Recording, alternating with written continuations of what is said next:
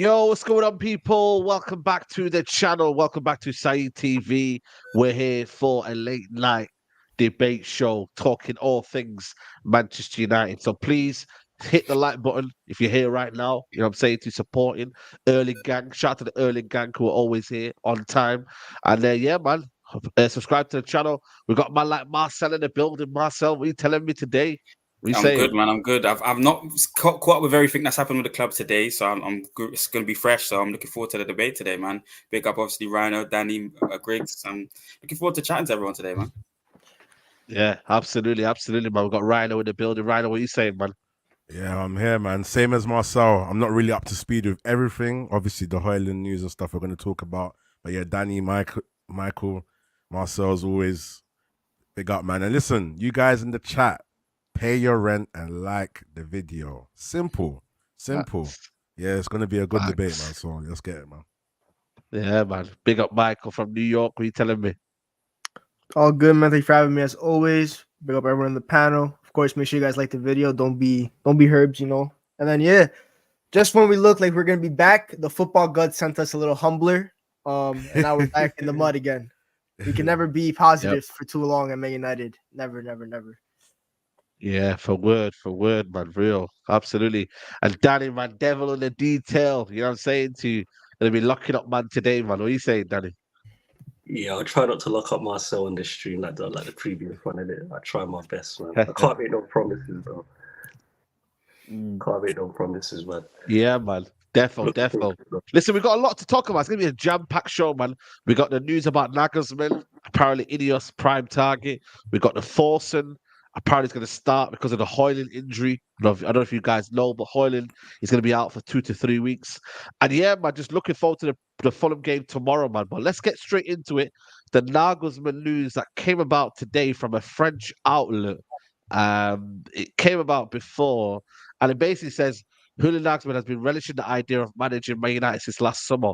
He's also one of Ineos' priority option for the manager's position. Come out today. Yesterday it was Tuchel. Today it was Nagelsmann. Danny, I seen you had some positive things to say on Twitter. I seen your tweets. I was like, yeah, Positive. you like this, yeah? You like Me the idea of positive. Nagelsmann. Me positive. I think he's a good candidate.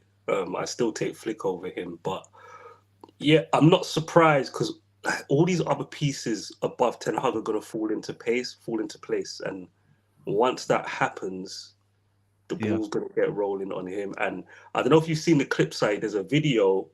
Someone caught Sir Jim outside lacking, stuck it on him about Ten Hag, and he's choking up. Oh, Is is he? Yeah, she stuck it on him once and stuck it on him a second time directly. Do you support Ten Hag? Both times does not offer any direct support for the manager. Yeah, Wow. Like they're gonna get to him last. Do you see what I'm saying to you? So it's not. I'm not surprised we're starting to see stuff like this, and it's obvious. Listen, there'll be a lot of managers. I know there's a different narrative in the Man United fan base in the English media, but trust me, there'll be a lot of managers that look at the money Ten Hag has spent, the power that he had. Now looking at Ineos bringing in a new structure and saying, I could do a good job here. So I think right now, most of these managers' agents putting their name in the hat because they anticipate something's going to happen.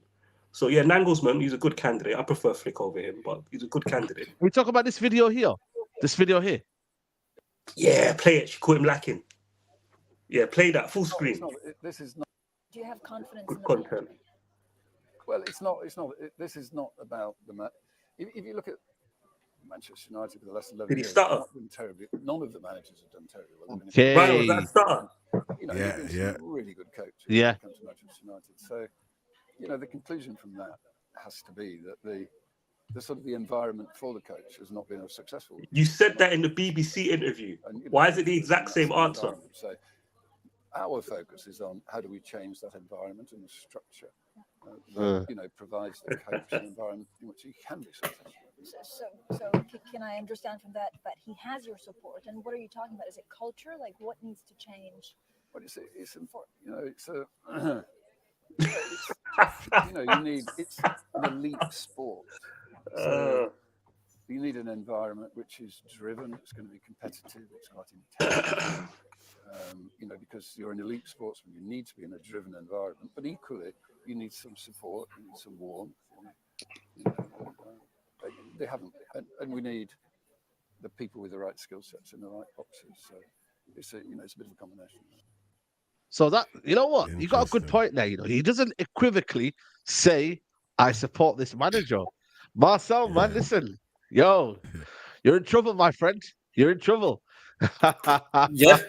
We're all in trouble. We're all in trouble, Sai. Because if this manager doesn't get to full out his process, then we're potentially at the hands of somebody that hasn't proven anything to us, and then we could be repeating the same cycle in 2 years. So we're all in trouble, Saeed, and Danny, and Rhino, and Griggs, and Traps. Well gone, Traps, by the way. So at the end of the day, it's something that we all have to be really considerate about. So I've said hello. Said hello. No, I'm joking. But yeah, so yes, Saeed, I think it's one of them ones where he's clearly outlaid that the structure above Ten Hag, which I've been saying for a long time now, it's been poor, it's been diabolical. So we finally got business people that have to prove something to us, though, Saeed. There's no way we're going to let them change the whole outlay of the shop when the current shopkeeper right now has been performing well last season. It's just been mitigating circumstances, as to why he's in this predicament right now, and he's still on target for top 4. So of course, Ineos and Sir Jim is going to let him play out his process. Another huge blow to our squad in Hojlund going out of the team again. Another situation that's hindered him. And I was saying it early doors at the beginning of the season about the back line hindering him. Now you're seeing the forward line having issues. But anyway, Sir Jim has to do something right now, and that's allow Ten Hag to carry on his management process. At the beginning of the season, next season, I've already said to you, Saeed, listen, if it's time for him to go, I can understand that it's been failing for 11 years. So I can understand the ego of someone to come in and change everything. They have their idea of every other position. So they must have their idea of a manager. Accepted that long time ago. I said, my guys deserve it. But lo and behold, it will be the same cycle. We would be accepting the exact same pattern that's happened for 11 years. That's what you're all doing here. Allow him to take the third year on with the structure, something that we've been hoping for. Somebody that knows the squad intimately enough to say, this player's rubbish. I've worked with them for 2 years. The new manager has to come in and say, and is going to come in and be like, no, let me watch them. Let me see them in pre-season. How long is that going to take? It's going to be another process. I'm going to be talking about a process again with the new manager. Lo and behold, do not be fooled. We were told that it's open heart surgery required. So I'm going to be talking about a process and a rebuild that with the next manager. Why not let this manager complete that process? Why not let this manager continue with the good work that he's doing with the youth? You've seen, maybe I think a lot of the families have seen enough from this manager to suggest it won't work regardless, with or without structure. I've seen things that I've looked at this manager, with or without structure, it won't work. So that's where I think a lot of the kind of frustrations come from. What is it that you've seen with or without structure that does not work? What has this fan base seen enough of in only 1.5 seasons? And they're not even given the full credit in the bank for the first season. I really want them to show me what they've seen enough of in 1.5 seasons. They've seen Klopp's process 6 and 7 years. They've seen Pep's process 6 and 7 years. They've seen Arteta's process 6 and 7 years to get to that. What are they talking about? Long enough, strong enough, strong enough, long enough. You know what it is here, Marcel, yeah? Do you know, I kind of see, it's weird because I see what Marcel's talking about. My issue is here. My issue is the likelihood of it being a success. So, in an ideal world, you give Ten Hag all the missing pieces and tell him, here's all your players, you could do your thing.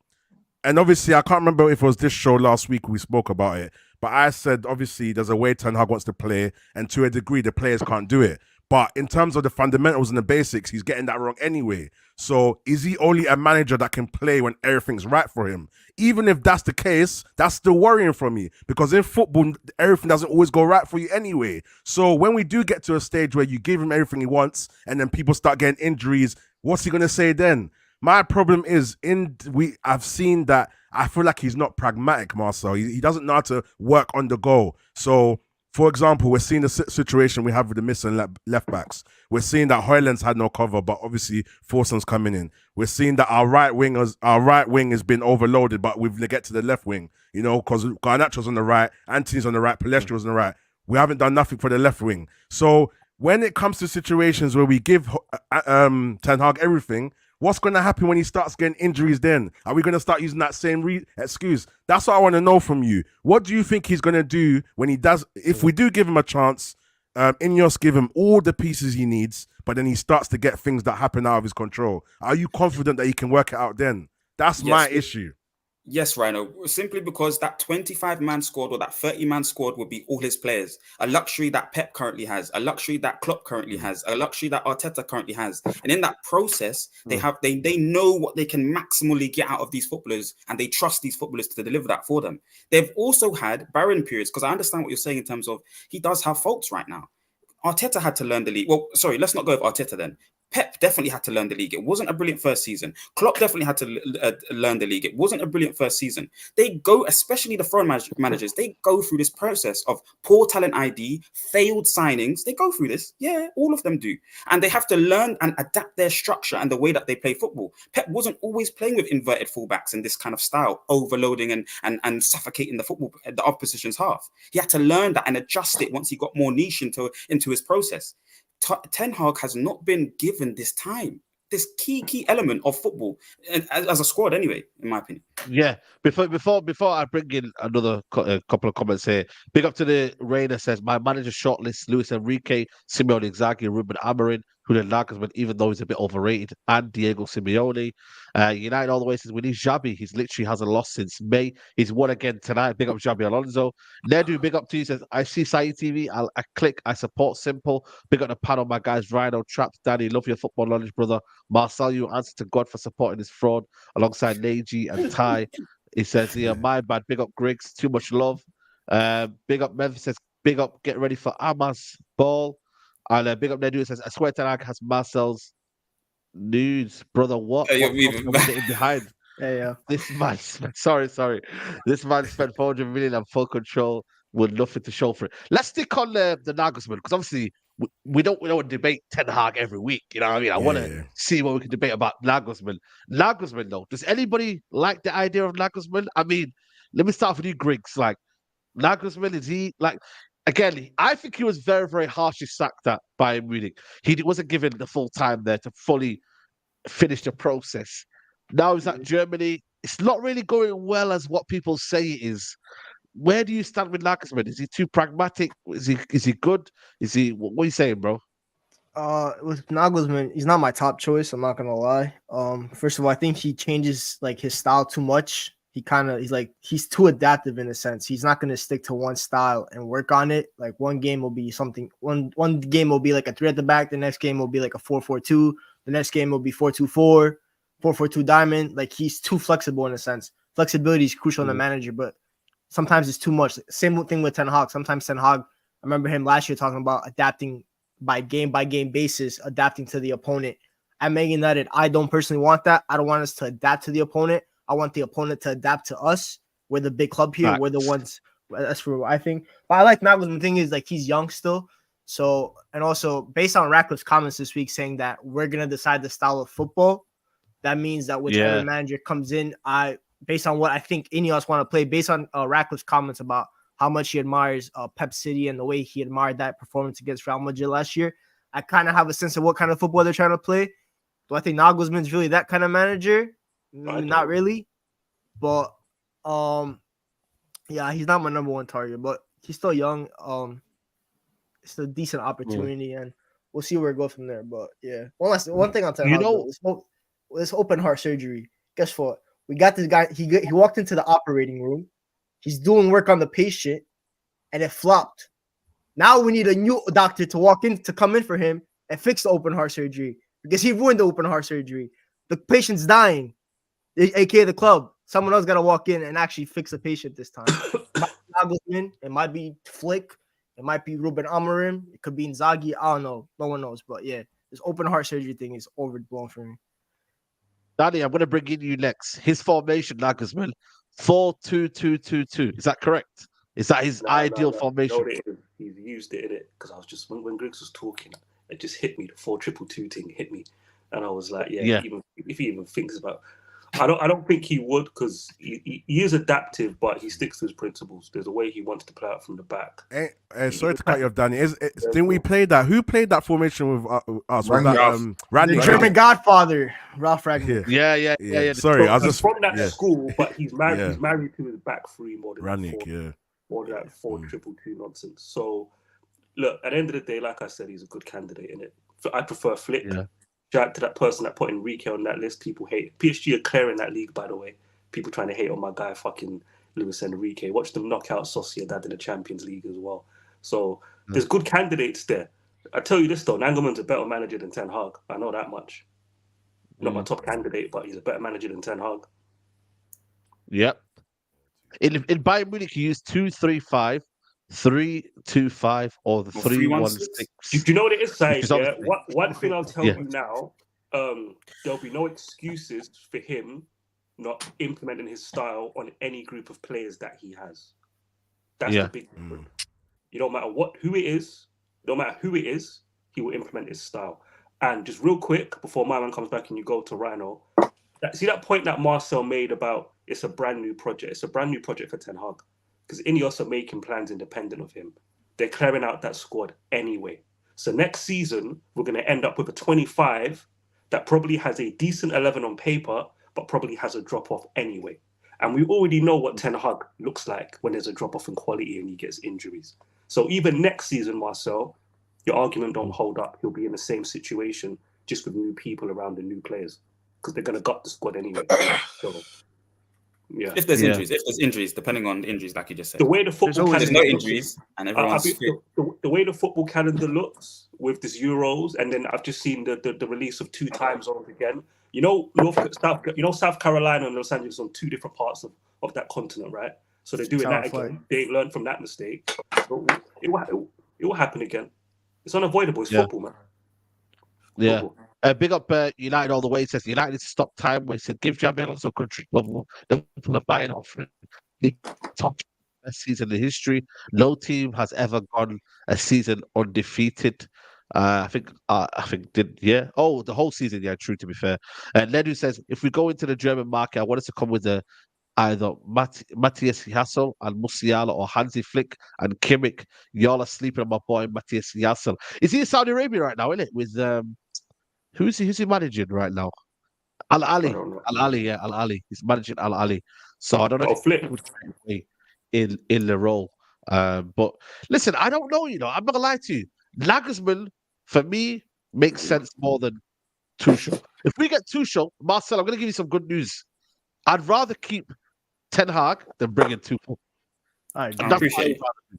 He's a defensive coach. Yeah. For once, I agree with Marcel. I'd rather keep Ten Hag than bring in Tuchel because he is even more toxic manager for me than Ten Hag. So you have to be careful in what you choose. But Nagelsmann, I can't lie to you. When he came to Old Trafford, was it Old Trafford? No, not Old Trafford, because he got done over. There was a game where he came where he played unbelievable football. I can't remember. Was it one of the slapped us under Oli, bro? Hey, Leipzig Oli.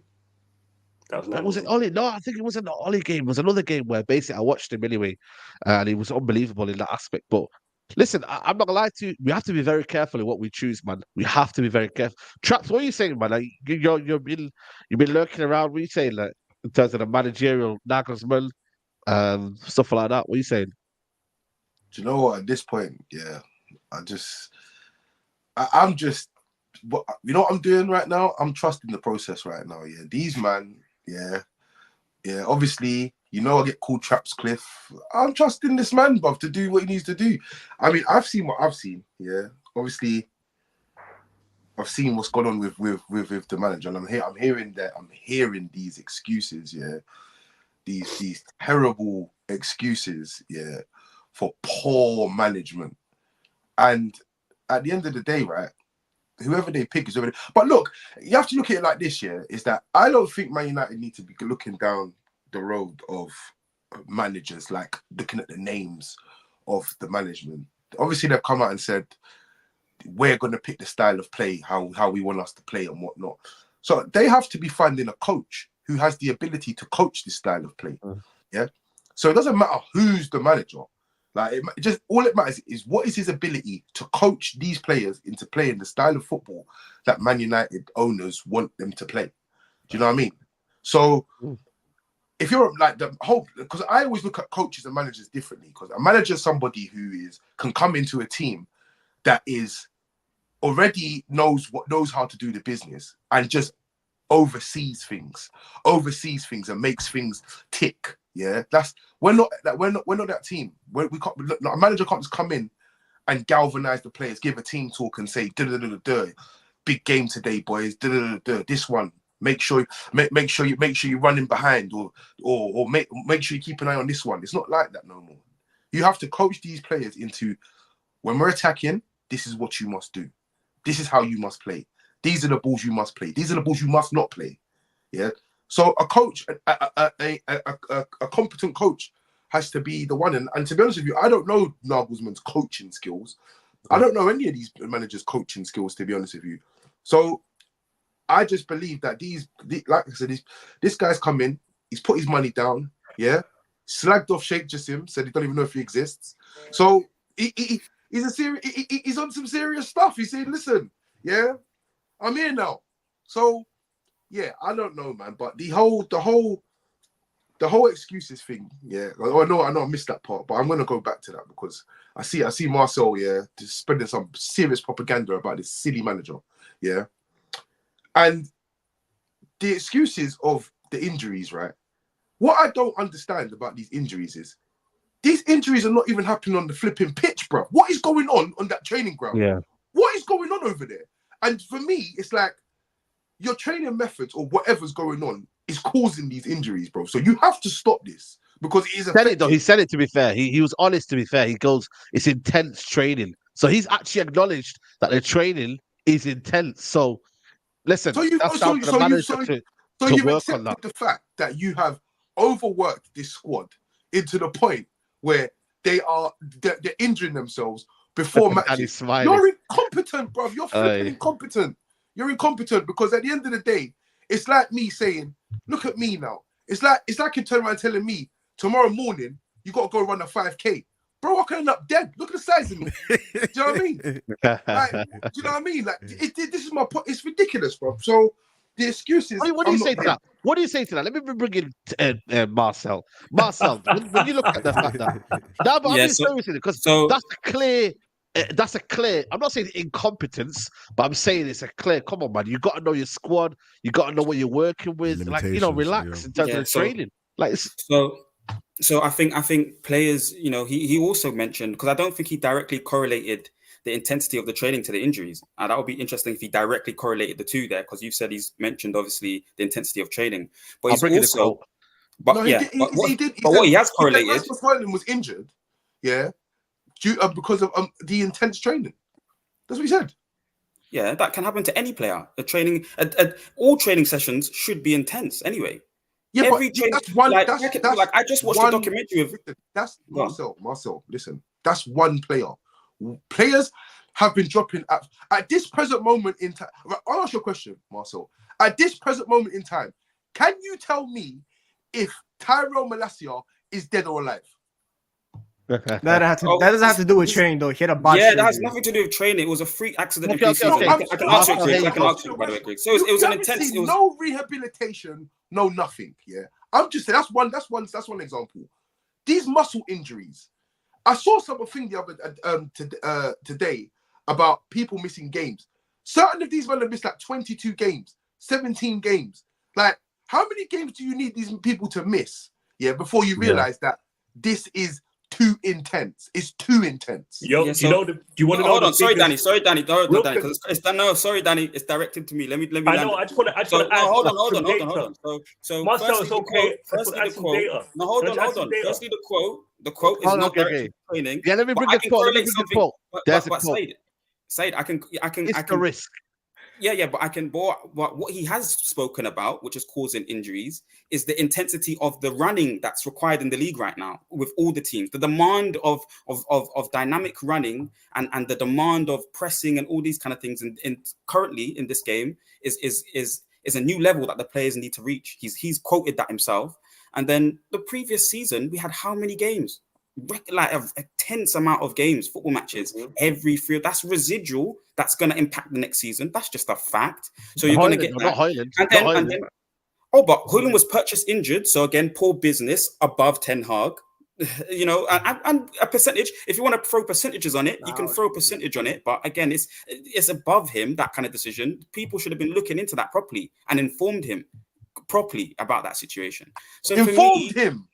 What about the issue of him making Hojlund do 100 sprints a match because we played basketball every single time on the pitch? Because every day it's up and down, up and down, up and down, up and down, up and down. Rashford and Hojlund have to run more than any other player in the Premier League because they're forced to play this kamikaze high line. And Hojlund doesn't have a backup striker because his backup striker is on gardening leave with Dan Ashworth and Omar Morata right now.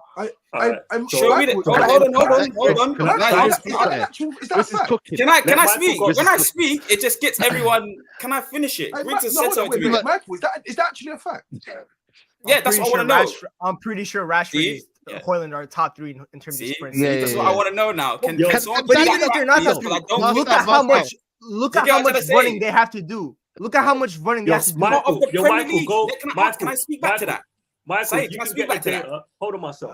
No, hold on, because you're going to try and spin the agenda, Danny. Bro, you're not going to let me directly address that. Just relax. Michael, if you can get the data, get the data. You asked him to get the data. There's nothing to rebuttal because you don't sound like you believe it anyway. So let him go get the data. On that comment, right?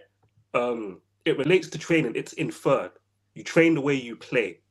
So when he talks about, say, risk high intensity, yeah, he's talking about the match, but they train that way. It's inferred. So the training is an element of it. I don't know why anybody would dispute that. But I wouldn't treat the Hojlund injury as an isolated situation. If you look at this manager, he takes liberties with these players. And you know, whenever people try to blame the medical department, this is how I know, the medical department isn't garbage and isn't crap. You heard Marcel's point about the amount of games we had last season. Last season, he didn't want to rotate until they got injured. So the fact that medical department was able to get those players through the season and put out the same 11 for most of the season when they had a 60-game season, that tells you how good the medical department actually is. It just all came to a head. There was that silly little international matches pre-season. The club didn't help with the time zones. That's why Man United that's why we got our injuries before everybody else. Start of the season, we had more injuries than anybody. People caught us up. Now we're going to get back to the top of the table for the most injuries in the season. But here's what you're missing, Marcel. This manager hasn't done enough to mitigate the problems.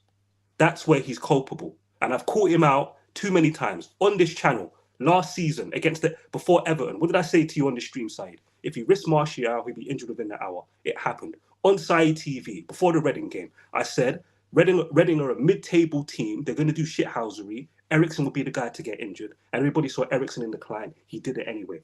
The Malacia injury, they covered it up and buried the story in the same week when Ineos still was announced. Everybody thought he got injured in pre-season because of the way they presented it. They didn't want people to know Malacia was playing on injections since flipping February last season.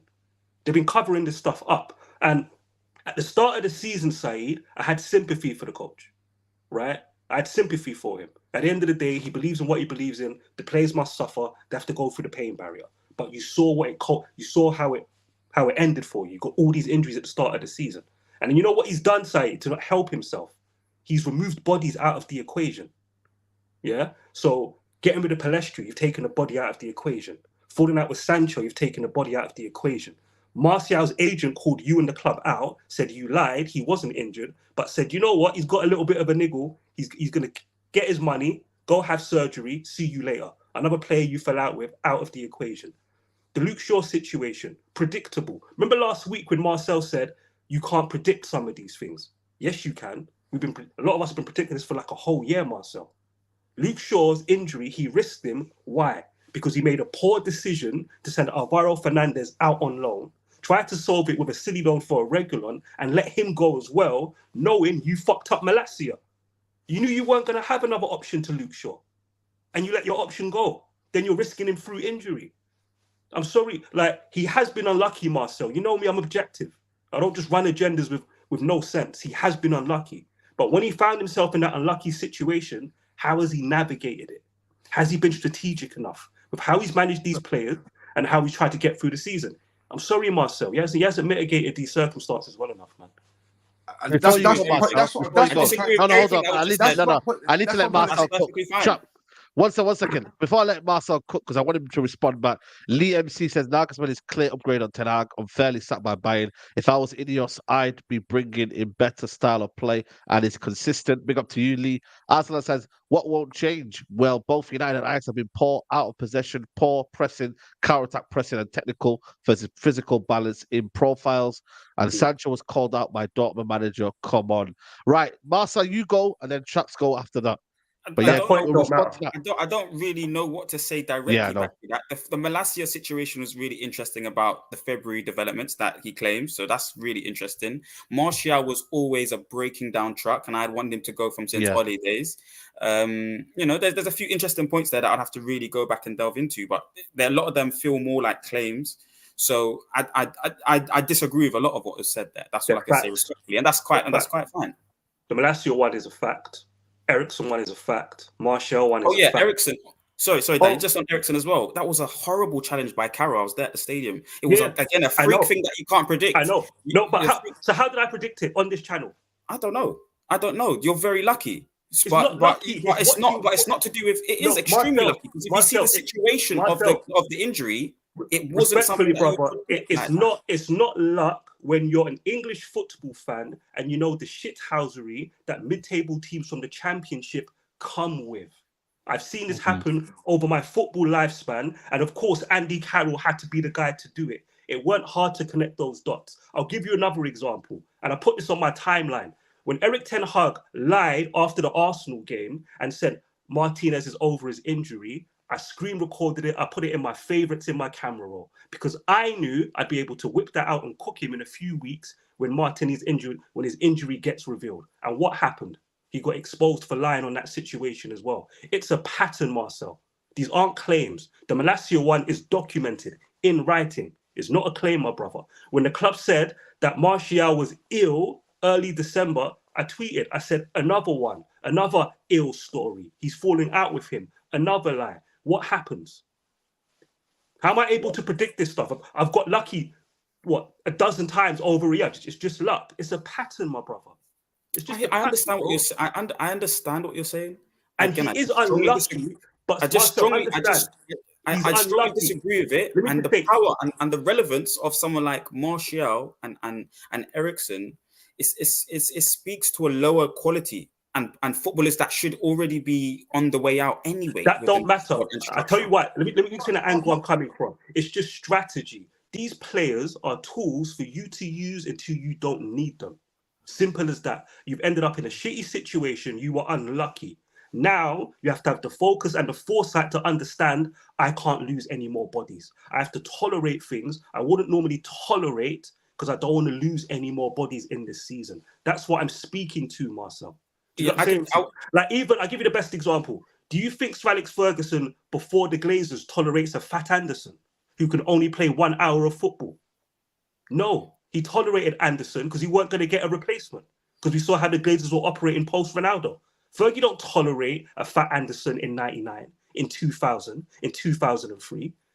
He lets him go. But because of the situation he was in, he's like, I'll let this guy off. Anderson was good for 1 hour, bro. 1 hour, he'd gas out, he'd get off. Fergie don't tolerate that in other circumstances. He recognized the situation he was in and just used the football player for what he could. And Ten Hag this season, when it comes to myself, he's been unlucky. 20 players out injured this season. My brother, he's been unlucky. But once he found himself in that unlucky situation, he just ain't mitigated it. That's all I'm saying, Marcel, man. I don't think I'm being because of that, I don't think he needs to be sacked. I saw another quote. Yeah, I saw another quote from him when he was talking about the players that were injured in the first half of the season or wasn't given an opportunity in the first half of the season will be given the opportunity now. Do you have a choice, mate? Do you actually have a choice? Because right now your squad's down to the bare bones because of obviously not rotating and obviously whatever training's going on or whatever's going on. But you don't have a choice. So that's my point. When I look at him and I look at the things that he said, he's saying it like he's trying to make us believe he's doing a good job. He ain't doing a good job because you don't have a choice. Because now we're hearing the Forson starting. Like, what? How does Forson? I don't understand. How does Forson replace Hojlund? How does that work? He comes in and we're going to play the free rotating forwards like we did last season. You know, my bad myself. Can I just address that comment quickly? This is what I mean about. I've noticed Man United fans don't track these things poorly. I'm not talking about Martinez's latest injury. He got an injury after the Arsenal game. 2 fixtures later, the same metatarsal problem that didn't exist. He got injured. The fact this fan don't know that's what I mean. A lot of Man United fans side, they haven't been tracking this stuff. They don't know how much dirt his managers put in when it comes to these injuries. But I wouldn't cook him for the Forson thing. Like at the end of the day, he's going to have to figure it out. On that though, Danny, is there a degree of, you know, between player and manager, a trust or understanding between a player, and he says, I still want to play, I still want to risk that. Oh no, it's on the player as well. Yeah, so then again, for me, I just throw in this agenda on the manager when the player has a contribution to it. It's not agenda. I can only go by. Yeah, exactly. You protect your players. How's it an agenda if I'm acknowledging? We had a similar predicament with Ole. How's it an agenda when I acknowledge the player has a role in it? You know, like it's all part. Oh, but you didn't mention it until I've executed the question to you, and then you've admitted to it. Okay, you did not say nothing about that before, did you? But if I had an agenda, I wouldn't have acknowledged it. And by the way, I've tweeted about this for a whole season. Documented. Yeah, he did it. To be fair, he did. He talked about Martial. Remember that time? Remember Martial? You've mostly documented it all from the position of Ten Hag's role. You've not mostly said one tweet about Martinez and his part in this. Yes, I have. So myself, have you done the running stats? I'm still waiting. You want to claim I have an agenda? Oh, you can't find it. Very hard to find that you put forward. Yeah. But now you want to tell me I've not been tweeting about the players' contributions. I retract my statement. If I'm wrong, I retract it. You're 100% wrong. It's only one person not being balanced. I 100% retract it, and I will go and look for it. Only one person not being balanced there. Keep it a buck, man. Like, no, I will 100% retract that. I would like to see the evidence of you saying Martinez has a part in that decision to continue to go onto the field. Until then, you know, I'm not talking about it. I'm not talking about an injury. This is what I mean. Hold on. Marcel, what are you asking for here? You're saying Martinez had what? Say that again. It doesn't matter. It's to be a part of. No. He's basically saying, are you trying to say, Martinez also has a responsibility to let the manager know that he's not fully capable of playing? Let me elevate it properly. Right, hold on 1 second. Hold on. I can only go off my logic, right? My logic here, and how I would look at things. If Saeed comes in my office, as I'm the manager of Man United, he plays for me, and he says to me, he's fit, to play, and I'm looking at the reports. And these people are saying, X, Y, and Z, he can play, or there needs to be injections, or there needs to be this, but he can play. In my mind, I'm going to think about the bigger picture. If he gets injured again, he's going to be out for long. Because at the end of the day, the long run is I need him for as much games as possible. So having him for 2 games and losing him for 10, is not feasible to me. So I'd rather lose him for another 4 and keep him for 10. Do you know what I mean? If that makes sense.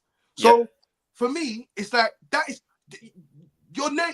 Your title is the manager. You need to manage things.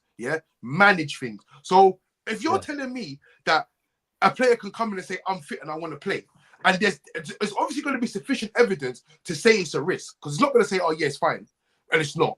Because if that's the case, you're going to have a meeting with the medical department and say, what the fuck are you not talking about? Do you know what I mean? Like, so, I mean, I don't know. Even to add to that, what you've done there. I'm going to add something after. Yeah, go on. Yeah, finish that last bit you're going to say, and I'm going to add to it. I'm going to ask another question.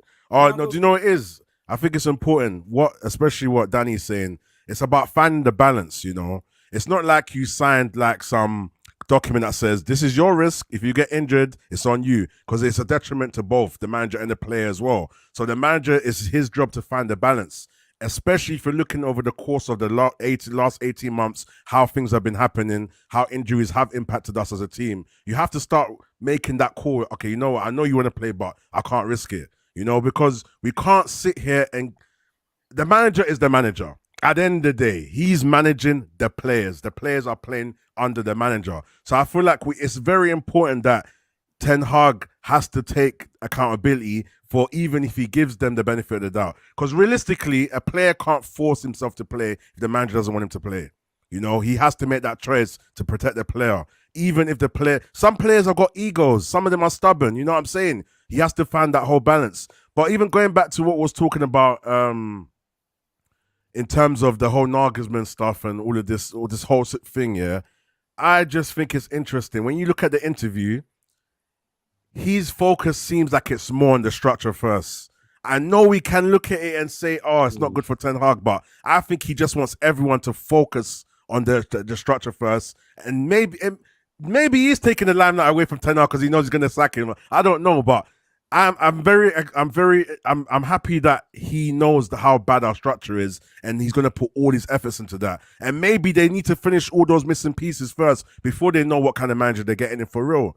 And I don't know, man, with Ten Hag, as I said before, it's very difficult based on these fundamentals that he doesn't get right for us to trust him with a system. I just don't know. I just can't see it, man. I don't know, Marcel, the way you're so confident, like, the way Right, Danny's can I breaking ask down you a everything is, yeah, go on. I'll ask you a question. If you take a risk on an empty tank in your car, yeah, red light hits, yeah, and you're like, what? I got about 30 miles. You know, I like the car analogies, but go on. Yeah, he likes the car analogies. Let me risk it. If you end up stopping, no fuel, no petty station, you got to get a lift from someone. The next time you're in that situation, what are you gonna do? You guys straight to the station. Yeah, you have to. You have, and that's the perfect segue into what I'm saying. He has to start working. Just to be clear, you see what happened to Luke Shaw? That's what cost you your Malacia. So you've been there before. That's what cost you. For me, it's not the manager that Luke Shaw one. Obviously, Luke Shaw needs to be sold anyway, regardless. Marcel That brought up the Martinez thing. This is how I know you're not even tracking what I'm saying. I'm not talking about that injury, bro. I'm talking about the injury he had before that. You've clearly forgotten. This is what I mean. You're not tracking this clearly enough. So you already gambled with his metatarsal the first time. He got injured again, and you got away with it. You got lucky. Then he got unlucky, and that happened. You've already lost your so this has been happening to you. Everyone in football understands. If you put an injection in a player's foot, everybody knows what that means. When you hear late fitness test, everybody knows what that means. It's not you can't blame the medical. Everyone understands what that means. If you greenlight that situation, like Trap said, it's a short-term gain for maybe your long-term loss. And he's faced these situations so many times, and every single time he goes for the short-term gain, and it's just bit him in his backside, man. Just for the record, I didn't mention the Martinez situation. It was a chat that you interrupted for. Wow! Let's carry on. Let's move on from this subject. I want to talk about Omari Forson and how we're going to balance it out. Let's bring Griggs, chat to us. Omari Forson, what's your idea of how that front three the dynamics now will be as a result? Hojlund's out for 3 weeks. How do we get the balance right now? I'm gonna hope he keeps Rashford and Garnacho as the two wingers, and then just play Forson as like a false nine. He's been playing good between the lines. Against Wolves, it was his movement that created the space for Menu to score the goal. It was central. From what I've heard from my guys, I watched the academy a lot. He loves playing between the lines, so it's really the only possible solution. I don't want to see Rashford at the 9. There's really no point of seeing that. Just continue with your wing pairing and just hope Forson's movement is good enough to create space for the wingers. Throw McTominay up there. For all I know, I don't know. We don't really have many options for the striker because, like I said, our backup striker's on gardening leave for the rest of the season because he's not here no more. So we don't really have many options. Yes, sir. It's really Ahmad false 9 that he did for Sunderland, but it's clear Ten Hag don't rate Ahmad. He clearly rates Forson over him based on the fact that Forson is starting tomorrow. So basically, Forson's going to have to step it up. Hopefully, Forson doesn't get yelled at by Ten Hag like he did in the preseason game against Borussia Dortmund, where he got hooked in like the 35th minute. So hopefully that don't happen again. Hey, Michael, quick question, yeah. Why do you think we're getting the news that Forson's starting? This club is so annoying. Like, why do they need to leak?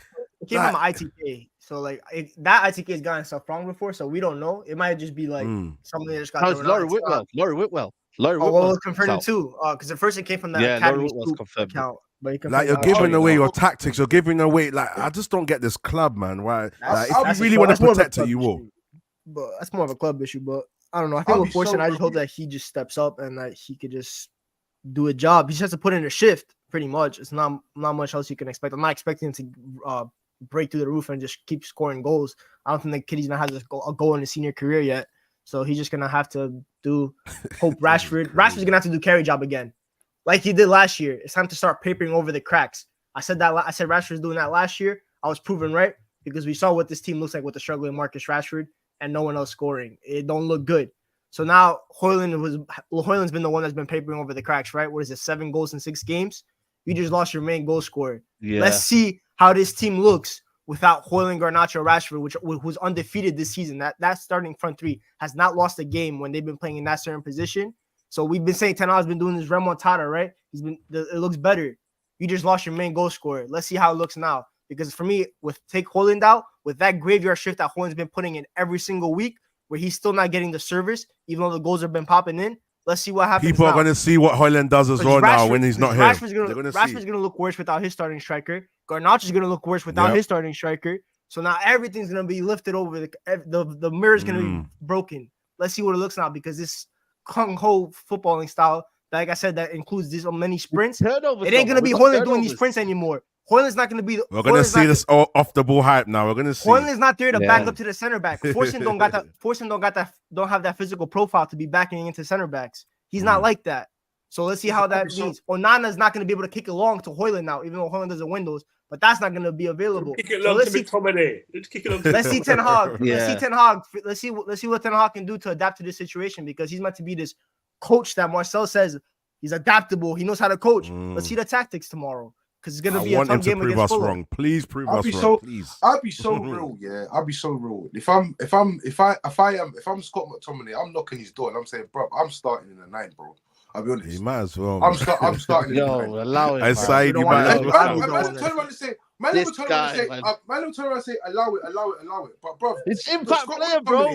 Has been getting your manager out of jail. He's been getting your manager out of jail. I don't want to hear no chat about Scott McTominay. No, but there's a reason. But the reason McTominay is getting all these goals. Furthermore, Marcel was running off his gums about Scott McTominay the other day, and he went and bagged again. Got your manager out of jail yet again, bro. So I don't want to hear I'm not hearing no chat for Scott McTominay, because the truth is, yeah, if Forson as a fucking howler, are you gonna say, fucking Ten Hag ain't got his players or bro? I believe in McTominay when I believe in Forson. I'll tell you that for free. No, but hold on a minute. Traps, there's a difference between McTominay coming on as a substitution, as an impact, where your tactics are a bit kind of like, you're going for the basic, for the win. It's different rather than setting up and your plan A to have McTominay as your forward. Certain man, like Ty, big up Ty. But listen, like Ty, yeah, turning around talking about I'm in the back of the fucking van, all that extra shit you've been doing for the last week. Man was talking about he's not confident about this game. Let me tell you something straight, yeah. I've looked at this, yeah. What's his name? What's the midfielder's name? What's their midfielder's name? Paulinho. He's not playing. Jimenez out. He's not playing. Yeah. So Jimenez had a good season for them. Paulinho is probably their best player. Yeah. Not Willian, that's about it. Yeah. Obviously not Pereira, whatever. Yeah. But I'm telling you now, that fucking team, that Fulham team, yeah, isn't full strength. Yeah. So you be telling me about McTominay going into the night against this team with 2 of their best players missing. Yeah. I remember talking about Forson and this, that, and the third. I'm doing bare tactical shit. This is fucking Fulham, bro. It's fucking Fulham. It's not fucking City. It's not Liverpool. It's fucking Fulham, bro. Why are you mad? Like, you can't tell me that you need to be moving mad and having all these tactics and explain all this shit. This is fucking Fulham, mid-table team with 2 of their best players missing. Bro, just go and put McTominay in the 9. Yeah, there doesn't need to be no force, no hype behind. It's not gonna work. McTominay in the 9 won't work. It won't work. It might not work, man. I don't think McTominay has even scored a goal this season with Hojlund not on the pitch. Can I ask the man something? I don't even think McTominay has scored a goal this season without Hojlund on the pitch. Hojlund on the pitch is the reason why McTominay is able to box crash the way he is. Because Hojlund takes the space because he has to get double marked by the defenders. That's why when CK made the video, get McTominay out the paint so Hojlund can start scoring. Now there was a goal that Thingy scored when they nearly clashed, and then McTominay scored. Yeah. But I know what you mean, though. I get what you mean. I hear all the tactical shit, but this is fucking Fulham. Furthermore, you're talking about Hojlund creating space for him. I've seen, them in the same fucking position. It's just that McTominay's attacked the ball more with more desire than Hojlund to score. So don't give me all this shit. This is fucking Fulham, bro. Yeah, it's Fulham. At the end of the day, I am not respecting Fulham. They have won one game in the Premier League in their last 5. What are you telling me? What are you telling me? What is the big hoo-ha? That means that it's a trap game for none to lose. There is no big hoo-ha.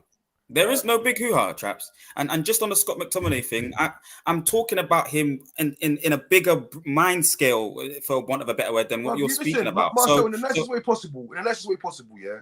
We're not doing Scott McTominay slander today, bro.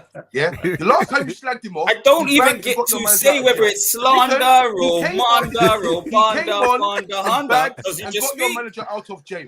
You're not slandering Scott McTominay today, bro. No, just hear it out first, then decide. No, I'm not hearing it. Sorry, not hearing it.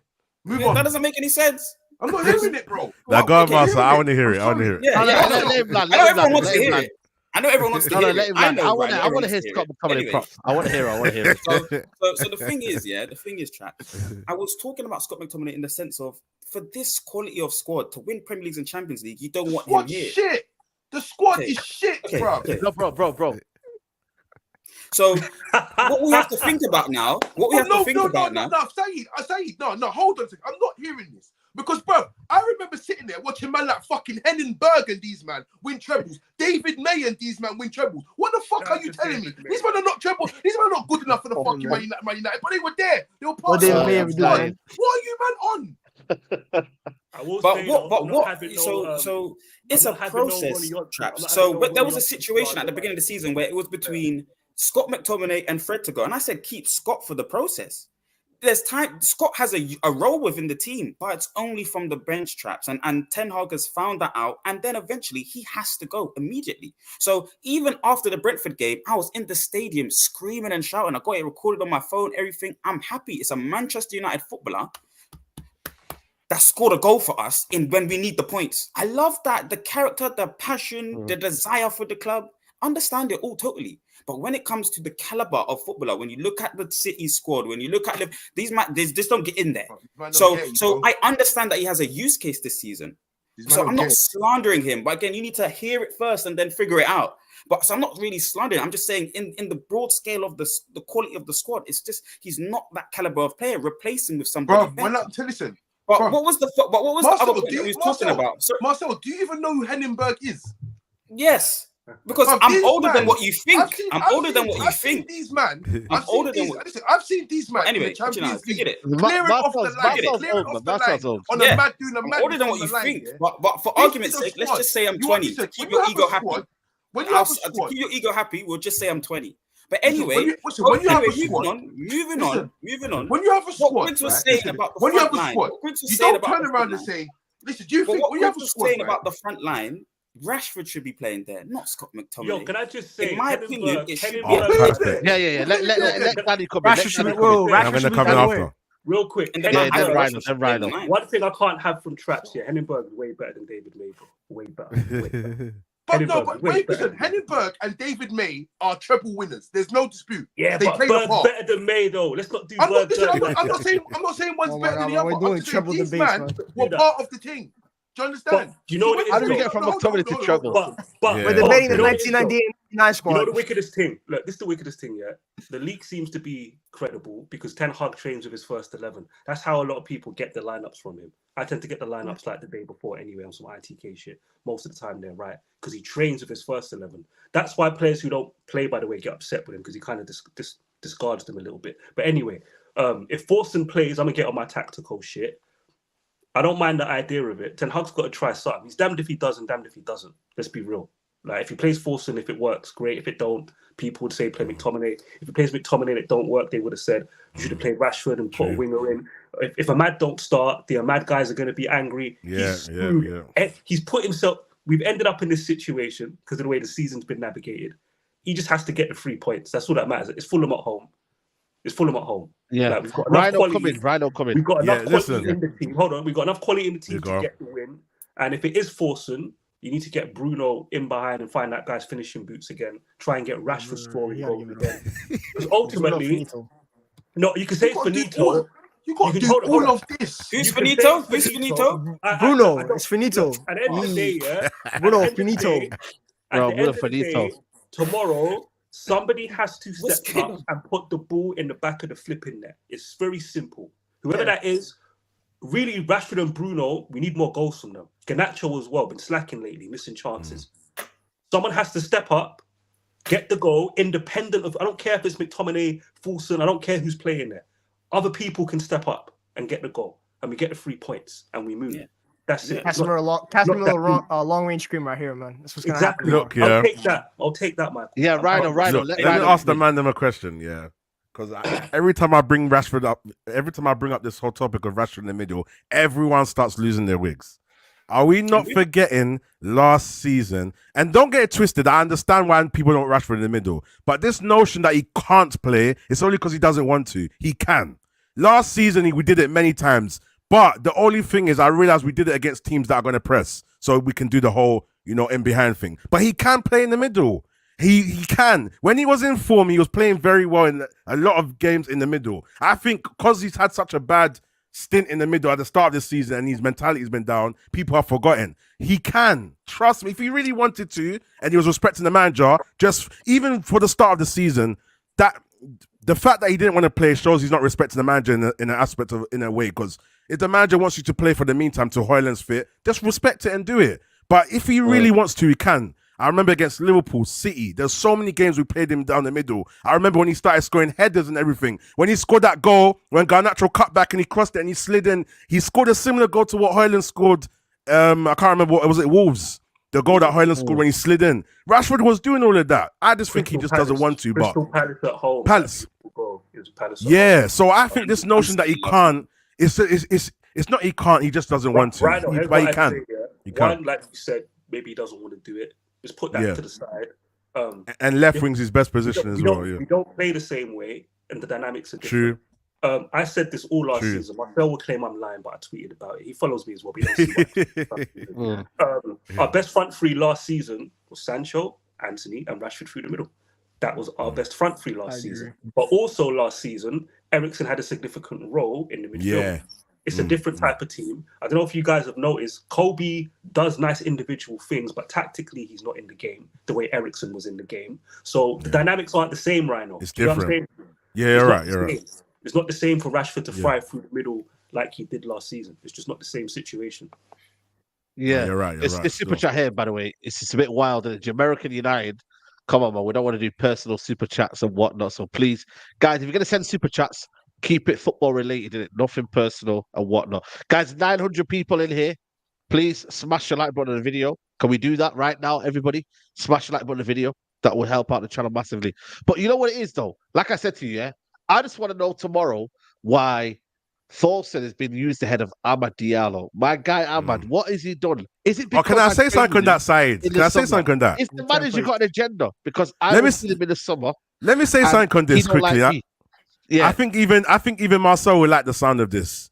I think to a degree, as much as we don't rate Ten Hag, we have to appreciate if he doesn't like a player when he does like a player. Because we always talk about obviously we don't like the fact he's not playing Amad because he hasn't shown a lot of credibility to pick the right players when we've needed them. So fair enough, I understand that. But actually, maybe my point's flawed now. I think I've just caught myself up because realistically, we don't respect his decisions anyway. But it's like in the long term, we need to start being able to trust the manager to pick players whether we like them or not. That's the point I'm getting to anyway. But with Ten Hag, I've caught myself out anyway. But go on, man, talk. I've got to the point. I've got to the point here where it's like, but I don't care if Amad plays. I don't care who plays right now. I don't care who plays right now. Pick your team, win your games, big man. That's what it is.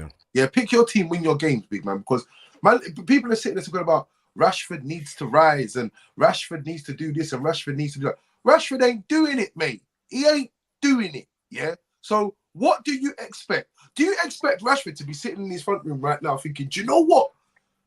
Saeed and them, man, they're right, you know. I'm going to have to rise up tomorrow. I'm going to have to get up tomorrow and put my shooting boots on and do the mad thing. I got to do a remontada right now. I got it in me. I believe. No, there's something fundamentally going wrong with the relationship that either at the club or with the manager or with somebody. Yeah. I think So at the end of the day, he is not the player that people could say, oh, last season he did this, last season. He is not the player that you saw last season. Not saying he can't do it, but as it stands, at this present moment in time, he is not trying to be that guy. He's not trying to be that guy. It's as simple as that. So But why is he playing? What choices he got? What choice does he have realistically? I think with Ahmad though, there's a couple issues with Ahmad. First of all, I think he sees Ahmad as a winger. He sees Forson as a central player right now. So he needs a replacement. He needs someone to play centrally. So Forson's obviously the obvious choice. Second of all, yeah, I guess, and he saw how bad he was there. So he's like, let me try something essentially. I don't know. But with Ahmad also, when you look at the football that we're trying to play with the wingers, it's like constantly up and down, up and down. Yeah, I was gonna say that, like Mike. Yeah. He clearly doesn't rate Ahmad's physical attributes. And let's be serious. Ahmad's gonna try to do 1-2 passes, and when he tries to do that on the pitch in Ten Hag's system, he ain't gonna have anyone to do the 1-2s with. That's what we should be doing, though, really. He's gonna be looking for Bruno. He's gonna be looking for Bruno, and Bruno's gonna be on the opposite side of the pitch. Mainu's gonna be back with Casemiro in the 6. So but you know what's mad, Mike? Yeah, you explained this to me as well. But I feel like Anthony's that kind of player as well. When Anthony's running, he's waiting for players to overlap, and then he ends up getting stuck and hopping on his foot. So didn't Ten Hag realize that as well? For spending all that money on this. Listen. This is what I was telling you. This season has suffered from that in transition. And that's why you see Garnacho always drive inside to look into spaces where the players are always there. That's why, because he can't go down the outside because he ain't gonna find anyone there. But then, Michael, now you're contradicting yourself because Garnacho on the right wing coming inside and finding that switch actually is pretty useful for the way that we play. Yeah, I was gonna say that. I agree. Yeah. I do think Ahmad doesn't fit. That don't really add up. But Ahmad's not really a switch kind of. He loves the short passes, the 1-2s. No, but he'll switch it as well if he cuts inside. No, he will, but now what I'm trying to say, Garnacho's more direct player than Ahmad. Ahmad loves to dribble more than him, stuff like that. So I think for me, Ahmad's not even a winger. Ahmad's a central player for me. I don't even think he's a winger. You know what it is, Michael? Yeah, when you get down the rabbit hole, he's a wing fielder. When you go down that rabbit hole, yeah. He's a wing fielder. When you go down that rabbit hole of trying to figure out why Ten Hag does what he does and why it's impossible. Danny, I was just thinking this is like a mystery game. We're solving a mystery right now. And that's why this is what Ten Hag does. I don't trust Ten Hag's judgment when it comes to forwards. Got you, man, saying Scooby-Doo. Let's think about this. Ten Hag is the same guy. Not me. Ten Hag is the same guy that I'm very composed of what he's got you. Marcel, he's got you in a flipping headlock, mate. What are you talking about?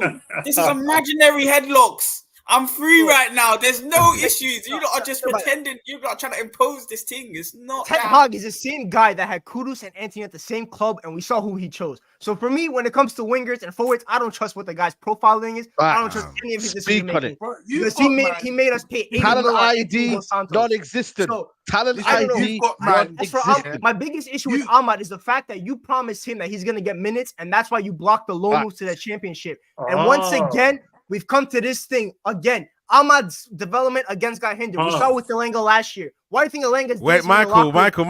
Wait, hey, Marcel, is that true, or do you think he's making up rumors? Is that a rumor, or is that true, Marcel? Oh no, I missed it. I'm in the whole fact that Ten Hag blocked Ahmad's loan, and now he's not giving him time. Ahmad's giving minutes. What has Ahmad hasn't had minutes since the Forest game. Elanga last year had about 12 loan offers, including from Dortmund and PSV. Ten Hag said, "I'm keeping you." Elanga got barely any minutes, and that's why he's dancing in the locker room after Forest beat us this winter. Palestri, again, game time. That's why his agent's calling you out. Zidane Iqbal wasn't allowed to go to the under-21 World Cup for Iraq. Didn't get any minutes at all. It's constantly handball. It's a bunch of players that have been promised minutes. Is this another pattern of bunch of players that have been promised minutes and you don't deliver, and you're hindering the development of the youngsters. Loan them out. That is what you're calling poor management. It's poor management. Poor management. At the end of the day, it's poor management. These are the things that you can't ignore. You can't ignore that. And like I said, it doesn't matter what style of football you play. Yeah, there is no reason for you not to see Ahmad in the 80th minute. There's no reason for that. There's no excuse for you not to see that. Yeah. There's no reason for that. There's times when United have won games, and it's not been, I would say it's been comfortable, but it's been comfortable enough, 2-0 up, 80 minutes, Why is Ahmad not coming on? Why is Ahmad not coming on to learn your system, to learn how to play in your conditions? Why is that not happening? That is rubbish management. I have another question. When's the last time Garnacho got a rest, by the way? It's been a minute. You know what? And for me, when I look at Garnacho, that's what I mean. When you look at Garnacho after the 80th minute, he looks so knackered that he looks he's about to fall on the pitch. When you look at him, this is again negligence of your squad. This is a youngster that hasn't been used to starting games. Last year, you used him perfectly. He was an impact sub. This year, he's had to start because the other forwards haven't stepped up. But at some point, you have to give him a rest. Newport County. Why is Garnacho playing a full 90 minutes against Newport County? You're up 3-0 against West Ham in the 70th minute. Why isn't Ahmad coming on then?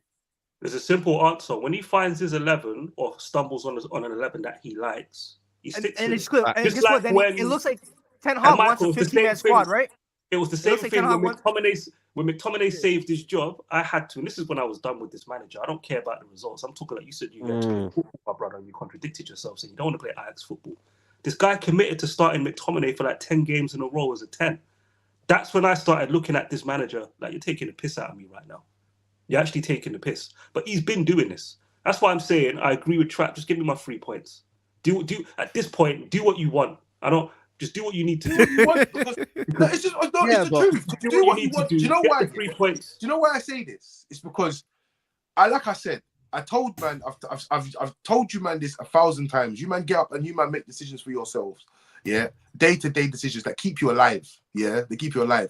If you can't look at this, what's going on, and make a sort of decision of what you're seeing, then it's obvious what's going on here. Do you know what I'm saying? Like, I don't know. Obviously, the love of Man United, that fans have, always comes into play. Like, even we could be in the shittest form, with the shittest players, and we will still think we might get a result today, because that's how it works. But the truth of the matter is this: is that if you're seeing certain situations, and it's not a thing about, we like Ahmad. Ahmad's a likable character. It's just at the end of the day, it's like, bro, you're coming out of games and you're thinking about, Hojlund's on form, but what if he gets injured? What if he does this? Or what if you're thinking about all the shit that the manager should be fucking thinking about? We should be thinking about next game we want a result. We should be thinking about trolling on the internet as fans. That's what we should be thinking about doing. Not sitting around thinking about how's Forson going to fit into this argument. Bro, that's your fucking problem. Just win. Just get the points, bro. Get the fucking points. We should be at a point where we're just trusting him and we're thinking, all right, cool. No, he's done enough. It's not trust. It's not trust. This is one thing. I just let it go at this point. Like. Now I'm saying we should be at that point where he's competent enough that we can trust all of his judgment calls and say, last season, there were certain times we said, Man City, Ten Hag's going to work it out.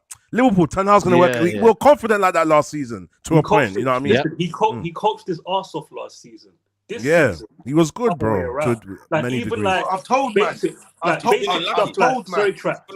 One second. Even basic stuff like, I know I should, like, Dallo can play left back, and you've got a right-footed centre back. A common sense coach, who's not on the spectrum. A common sense coach who's not on the spectrum, play his right-footed centre back who's got no physical attributes at right back, make him tuck in, play narrow like a Ben White does, and then have his dynamic fullback, who's probably been our player of the season, at left back where he can play. But not Ten Hag. I'm going to play. Why did he stop doing this though? No, but Devon, can I ask you, Danny, why did he stop doing this though? Because he was putting Dallo at left back. What game did he play at left back? What was his last game that he played at left back? Where he played good that game as well. Was it Liverpool? Liverpool, Anfield. Yeah. He played right back. Anfield. No. I feel like it was Anfield he played left back. Anfield, he played left back. Guys in the chat, did he not play left back at Anfield? No. He played right back because Luke Shaw played left back. Did he? Yeah. Okay. Let me find out. I need to find out. It was a good game that he played left back. This guy down. You know what the most interesting thing is? Last time Wan-Bissaka and Dallo were both fit, and we didn't have Luke Shaw. We saw Wan-Bissaka left back and Dallo left back. right back. We Yeah. didn't see That Dallo was left back against Tottenham. Oh yeah, my bad. It was Luke against Shaw. Spurs. But there was a game So that's where he played and he looked amazing at left back, and everyone was like, "Yo, he played left back." Yeah, it was Emirates. He played it at the Emirates. Man of the then he match went performance. then he went right back and he got cooked by Gabriel Jesus. I remember that. It was Bro, crazy. even last Oh, season yeah. against Forest, even last season, the back end against Forest, Dallo was cold at left back. Cold that. Yeah, So, man. you know Like, he can play there. But now Michael, he let's not skip stopped over doing that. Michael, let's not skip over that. We need to let Yeah, this simmer. We need to last let- time against Tottenham. last time against Spurs, played- both Wan-Bissaka and Dallo were fit. Luke Shaw wasn't fit. He played Wan-Bissaka left back and Diogo Dallo right back. So he hasn't played Dallo left back in a long time. that's Marcel- crazy. Now we're seeing. So now I'm forced to watch Lindelof, the worst Marcel's player getting in the close now. 23-man What's going on, squad Marcel? in this Speak football up, club. man. Oh, well, let me speak. I'm ready. All right, go I'm ahead, go ready. ahead, go ahead. I'm ready, Saeed. ahead. I'm ready. Let me just get this Let- super let- chat. let him Let me finish, though. just Let get him this super finish. chat. Go on. Yeah, go on. Now to get this super chat before Danny comes back in. Marvin, big up to Marvin, says Bruno plays right wing against Fulham. Forson will not start its favourite FC tomorrow. Garnacho, Rashford, Bruno, number 10. McTominay, Ericsson, the manager has no balls. Now I don't want to see Bruno on the right, man. That gimmick's over right please, man. Oh But- my. now. But Danny, do you not think for me, I can't watch Lindelof at left back tomorrow I against? can't. Is it Reed, the right back? If he cooks him tomorrow, It makes me Oh, sick. Yeah, he's a mixed race suit. Yeah, This he's is a- what makes me makes sick. yeah, see all of Jamaican, this, yeah, Jamaican done. You see, Nah, you see all Lindelof, of this. bro. This is what makes me laugh as well, yeah. Because We're like I talking about said, Amrabat left back. because you see all of this, Nah. all this tactical I shit, like Amrabat all these there. fears. I prefer Amrabat than Lindelof. You see all this Sorry, tactical Traps, shit. go on. Listen, all this tactical shit. Amrabat, what are you saying, Traps? Amrabat's back tomorrow. What are you saying? Bro, fuck that bum as well, man. Pause. That's kind of a pause. Yeah. Pause. Yeah. Hey, I was like, what? Yeah, you caught the pause before. I was like, yeah. Oi, that is a big pause, Yeah. man. No, but you Yeah. know what? Yeah, You like, did that's what? I'm saying. You did what? All this tactical shit and all these fears and all this stuff. Yeah, is it all this? Oh, we can't. I can't see Lindelof playing here. This one as a right back. This one's cold at left back and that. You know, listen. I'm a big man. I came up off of watching. You know, like when I should sit there and watch teams and you think, bro, Quinton Fortune starting today. It is what it is. It is what it is. Yeah. Cleverson starting today, it is what it is. Yeah. When I'm saying Arsenal, we're playing Arsenal, and there's with 7 defenders on the pitch. It is what it is. So that's my point. That's the school that I come from. Do you get it? Like, so when I'm saying to you, and I'm saying all this stuff, bro, this is why I have no sympathy for this manager, because like my man here said, yeah, he said, yeah, that these men are tools for you to use until you don't need them no more. So if you're not using them, it's on you, bruv. It's on you. It's on you, mate. So yeah. Marcel, what was you saying Man. after the super chat? I want to hear what Marcel thinks in terms of all of this, because you said you've got it worked out. So I'm definitely keen on knowing. Big up to King Howie. He says, my fellow fans of this beautiful football club who thinks we are the same club from 10 years ago when bankers were killing our club. Big up Marcel. Give it some time, guys. Big up to King Howie. I don't need to see Man United from 10 years ago not to see Lindelof play left back, bro. I don't give a dash. I don't give a dash, bro. And by the way, let me tell you, I don't care if Tom Huddleston starts tomorrow, bro. To be honest with you, I don't give I'd a rather shit. him start the Lindelof, to be honest. Saeed, I saw Sir Alex Ferguson against Blackburn. I think it was 05. Play Gary Neville at centre back. No one were going to get cooked. Half-time changed and never did it again. So, like, I'm from a certain cloth and certain school as well. Yeah, I know. Like, when a manager makes a mistake, you're not supposed to repeat them. That's a good sign of a good manager as well. Don't repeat the same mistakes. Don't overcome. Like, you're in an injury situation. Don't overcomplicate it. Keep it simple. And then we'll, like, I was saying this, Marcel, in October, November. If this manager just makes common sense decisions, the fans will stick with him and crash it on the players.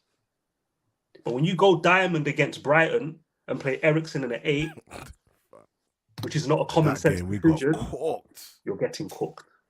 And this manager, if Lindelof gets cooked at left back tomorrow, I'm not cooking Lindelof for this manager. I don't like Lindelof. He's pussy. I can't stand him. He's soft. But I know he has no business playing left back with daily blind instructions. If Lindelof gets cooked, I'm blaming the manager. I'm not blaming Lindelof. I'm blaming him. It's on Would 10 you Hag. guys have kept Reguilon? Would you guys have kept Reguilon? No, Be I would honest. have kept Alvaro Fernandez for one reason: balance. That's it. Just balance. Yeah. Balance helps. Left back, left-footed, doesn't destabilize all the other people around him. Gets the ball, can open up his body, pass at normal angles, which Ten Hag claims he likes to have in his back four, normal passing angles. But you want to play Lindelof at right back. Bro, it's on my Instagram. It's on my Instagram. Yeah, I posted a reel. Yeah, at the start of the season when they was talking about low knees, they weren't even talking about Reguilon yet. They was talking about Cucurella, and I was like, Cucurella for me hasn't shown any of that Brighton ability that he had when he went to Chelsea. I don't think he's a good loan. And the truth is that all these low knees, we're going to get someone who does not play. And I don't think it's up to Man United to run the risk of seeing it. So if they're going to give anyone any time and run a risk on anyone, it should be Alvaro Fernandez. Yeah. And as a result, he's gone. Malacia is dead, and fucking Luke Shaw's injured again. Yeah. So, but like you said, if Lindelof plays there, innit? What are you gonna do? What do you really think is going to happen? This man's going to come on there and tell you that we played a good game today. Yeah, that's what he's going to tell you. We played a good game today. We kept the ball well. Yeah. We attacked. Obviously, in the final third, we made a few mistakes, but I'm happy with the result. That's what's going to happen. He's going to take you a pack of shit. Yeah, and we move. That's what's gonna happen. So I like. No, you know what's funny, Traps? He always says we play good. We play good. Can I ask myself a question? Yo, Mark, do you think we're gonna keep getting results if performances don't improve? Performances. So he has to alter the performance level. So over the last span of games, the performance has been good. But he needs to now go to pragmatic football. So he needs to change kind of the way that we're performing in a pragmatic way, especially against City. Against, like I've been saying for a little while now, against the top four going forward in the next, because we've still got like 6-pointer games. It's on my Twitter. We've got at least 4 or 5 6-pointer games, battles within that top 4 space or the top 5 space. He has to alter his football now each and every game. I know Griggs was saying that he kind of done that last season, or that he didn't kind of want that, Griggs. I'm misquoting you, but you mentioned that he was altering it a bit. Like at one stage. He said he adapts on a game by game basis to the opponent. Thank you. Yeah, so he's gonna have to now go into that bag now in terms of performance, Danny, and for against City, the Liverpool performance needs to try now. No, I'm just saying from now to the end of the season, the way things are looking, like, because I don't think we're performing well. I think we're getting results, but that's a matter of debate.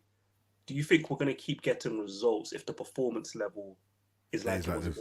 It depends who's there. I mean, at this performance rate, you just lost Hojlund, who was your bags man. So this is now a different performance rate. Do you know what I'm trying to say? Hojlund was a flop and a bum, bro.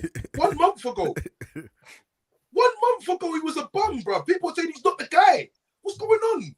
Not me. I'm Team Hojlund. Been Team Hojlund. So what I'm trying to say is... Anthony left back. Like, Anthony, he ain't gonna play goalkeeper, so might as well. Anthony left back region. You know what I mean? Get yourself back in the squad. Yeah, we got the pace. You know, we got the, you know what I'm saying? What do you reckon? No, Marcel Lando, finish what you're saying. For me, the performance level is it's not to like the first and second position level. We're not competing at our best level. We're still performing badly this season. The table speaks for itself. The manager and the quality of players and the injuries. No, the table says we're getting results, bro. We're a few points off Tottenham and a few points off right now. Yeah, that's what. And like I mentioned, maybe if you just rewind it a few minutes ago, I said recent results. Yeah, the performance looked good, and it's not recent. We were where we are in the table is like even a few games ago. The difference between us and Liverpool in games one was like 4 games. It was never Liverpool have never been more than 4 matches won enough this season. The point I'm making, Marcel, is we're in 5th because of the accumulation of the season, but pound for pound, we're one of the worst football teams in the league this season. Yeah, that's what I'm trying to get to. Do you think this is sustainable? That the season's been quite even. It's been poor. We've had to drag ourselves out of games. I'm not saying it's even. I'm saying the table don't match the performance levels. Do you think we can keep getting results with these type of performances we've seen this season? Yes or no? Yes. There we go, my brother. Thank you. That's all I needed. Yeah, it's not as shorthand as that. because there's other mitigating circumstances that one. Marcel, do you think we played good against Luton? Thing as well, I tell you yes, another thing. if you want it that arbitrary, yes. Do you think we played good against Luton, Marcel? No, and we had Lindelof at left back there. Yeah. I was there. So no. Lindelof is. No. Luton at home, or you mean the second? Because we had a second. No, away. We just played on. Yeah, no, as well. A lot of a basketball match, which a lot of Ten Hag's games is like that because of this, the players playing the system to a degree and what he's asking them to do as well. But so, what do you think went wrong based on the fact that we built form against Villa, West Ham, some sort of form? What do you think all of a sudden went wrong against Luton, in your opinion? It's been a difficult ground to play at anyway. Like, let's just get that right. It's been a difficult ground to play at anyway. We're not good. Marcel, please. I'm gonna let you finish, but let me just remind you of something before you begin. Yeah. I don't need reminding. I honestly don't need reminding at this point. I just want to be able to articulate myself. Hold on, wait. It was a difficult ground to go to. These men were 2-0 up inside 10 minutes. Continue. No, thank you. Daffy guy, bro. Rhino, he was out coached. 2-0 up inside 10 minutes.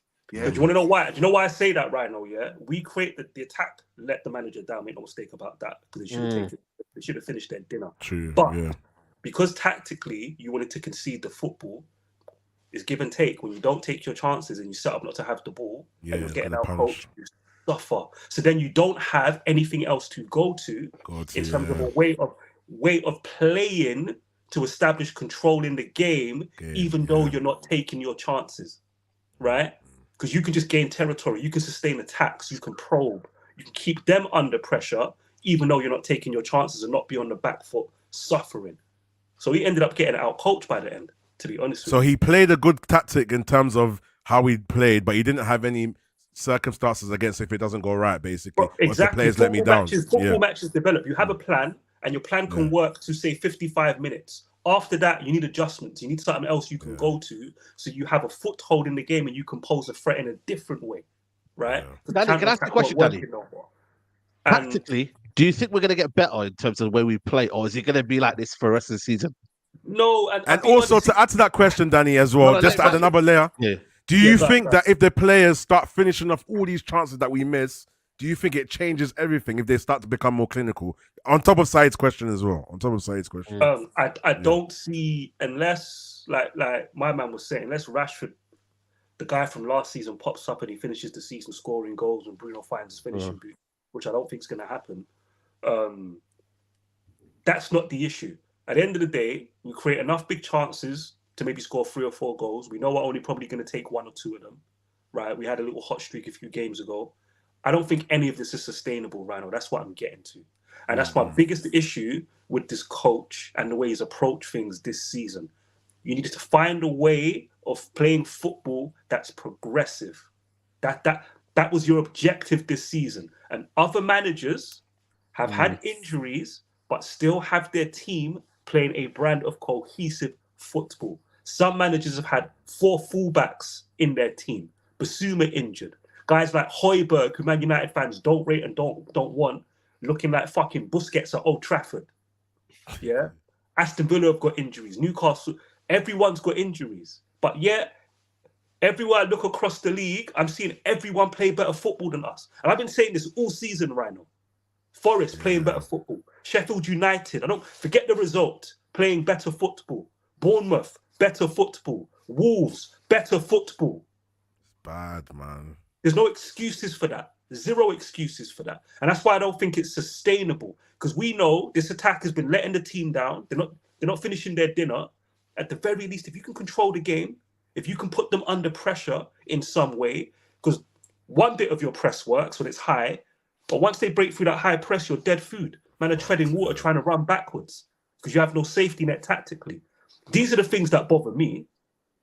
You know what I'm saying to you? I can see some of the good things that he's done, but I can see where he's flawed as a coach. So this is why I disagree with Marcel. If the performance level doesn't improve, I think the results are going to taper off, especially with the injuries. And by the way, we'll probably get more injuries, bro. The way the season's been going, I don't think that story is over. Do you know another thing? Finished. We'll get more. You know another thing as well, yeah? bare people here have written off this City game, you know. I'm not writing it off, you know. I'm actually not. I'm not writing it off. Because and it's not because it's not a hope thing. Because you know what it is? I've sat there, I've watched City in the flesh in the last month twice, yeah, live, yeah. And I've seen them play against the likes of Brentford and Chelsea, right? Now, I'm telling you now, I think that Chelsea's football, you can see it coming now to a certain extent, but as overall, they're not better than us, yeah? They're not better than us, yeah? So, and I've said this and I've maintained that point all along. But what I've seen is City through the middle right now. There's something not clicking through the middle right now, yeah? And at the end of the day, there's teams going to the Etihad and they're not getting rubbed out, yeah? They're not getting rubbed out. But our players that are the mentality traps, man. These men are weak, man. There was a slip the other day that cost Brentford their point, right? Let's be clear, yeah? So I am not accepting no beatdown at the Etihad. I'll tell you that now. You know what's gonna happen? You know what's gonna happen? No This Pep beatdown. guy, by the way, is the biggest fraud ever because he's been tinkering against all these other teams, right? For us, he's gonna go. I guarantee you, against us, you're gonna see take Alvarez out the midfield. Yeah, you're gonna see Rodri, Bernardo Silva, and Kevin De Bruyne in midfield. Yeah. You're gonna see John Stones inverting, and they're gonna pam us 4-0 because this Pep guy is a fraud. Always against. Is De Bruyne injured though? I think De Bruyne's injured. He'll give him injections against us, and he's gonna pop up with 2 assists. Don't you worry. I'm telling you now, I'm not accepting it. I see Ruben. I don't know what's going on with Ruben Diaz. Big up Carefree. Yeah? I don't know what's going on with Ruben Diaz, but Ruben Diaz, yeah, for me, all the accolades that he was getting, I don't know. I can't see it for me personally. I can't. We're pulling up with Omari Forson to the Etihad. Let's be serious.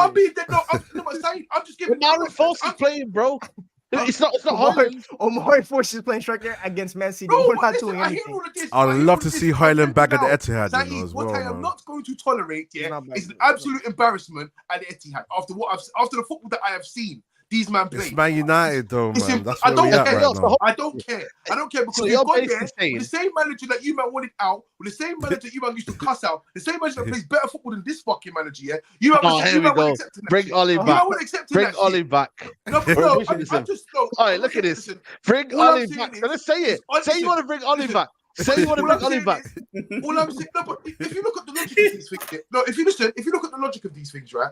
People are saying that you need to give the manager time, yeah. So by the logic that they're saying is that basically because of what we've done to Ollie, we need to give this manager time. So realistically, you may as well just give. Yeah, but don't think we're gonna beat Man City, though. Don't think we're gonna beat Man City, though. Yeah, but how many times?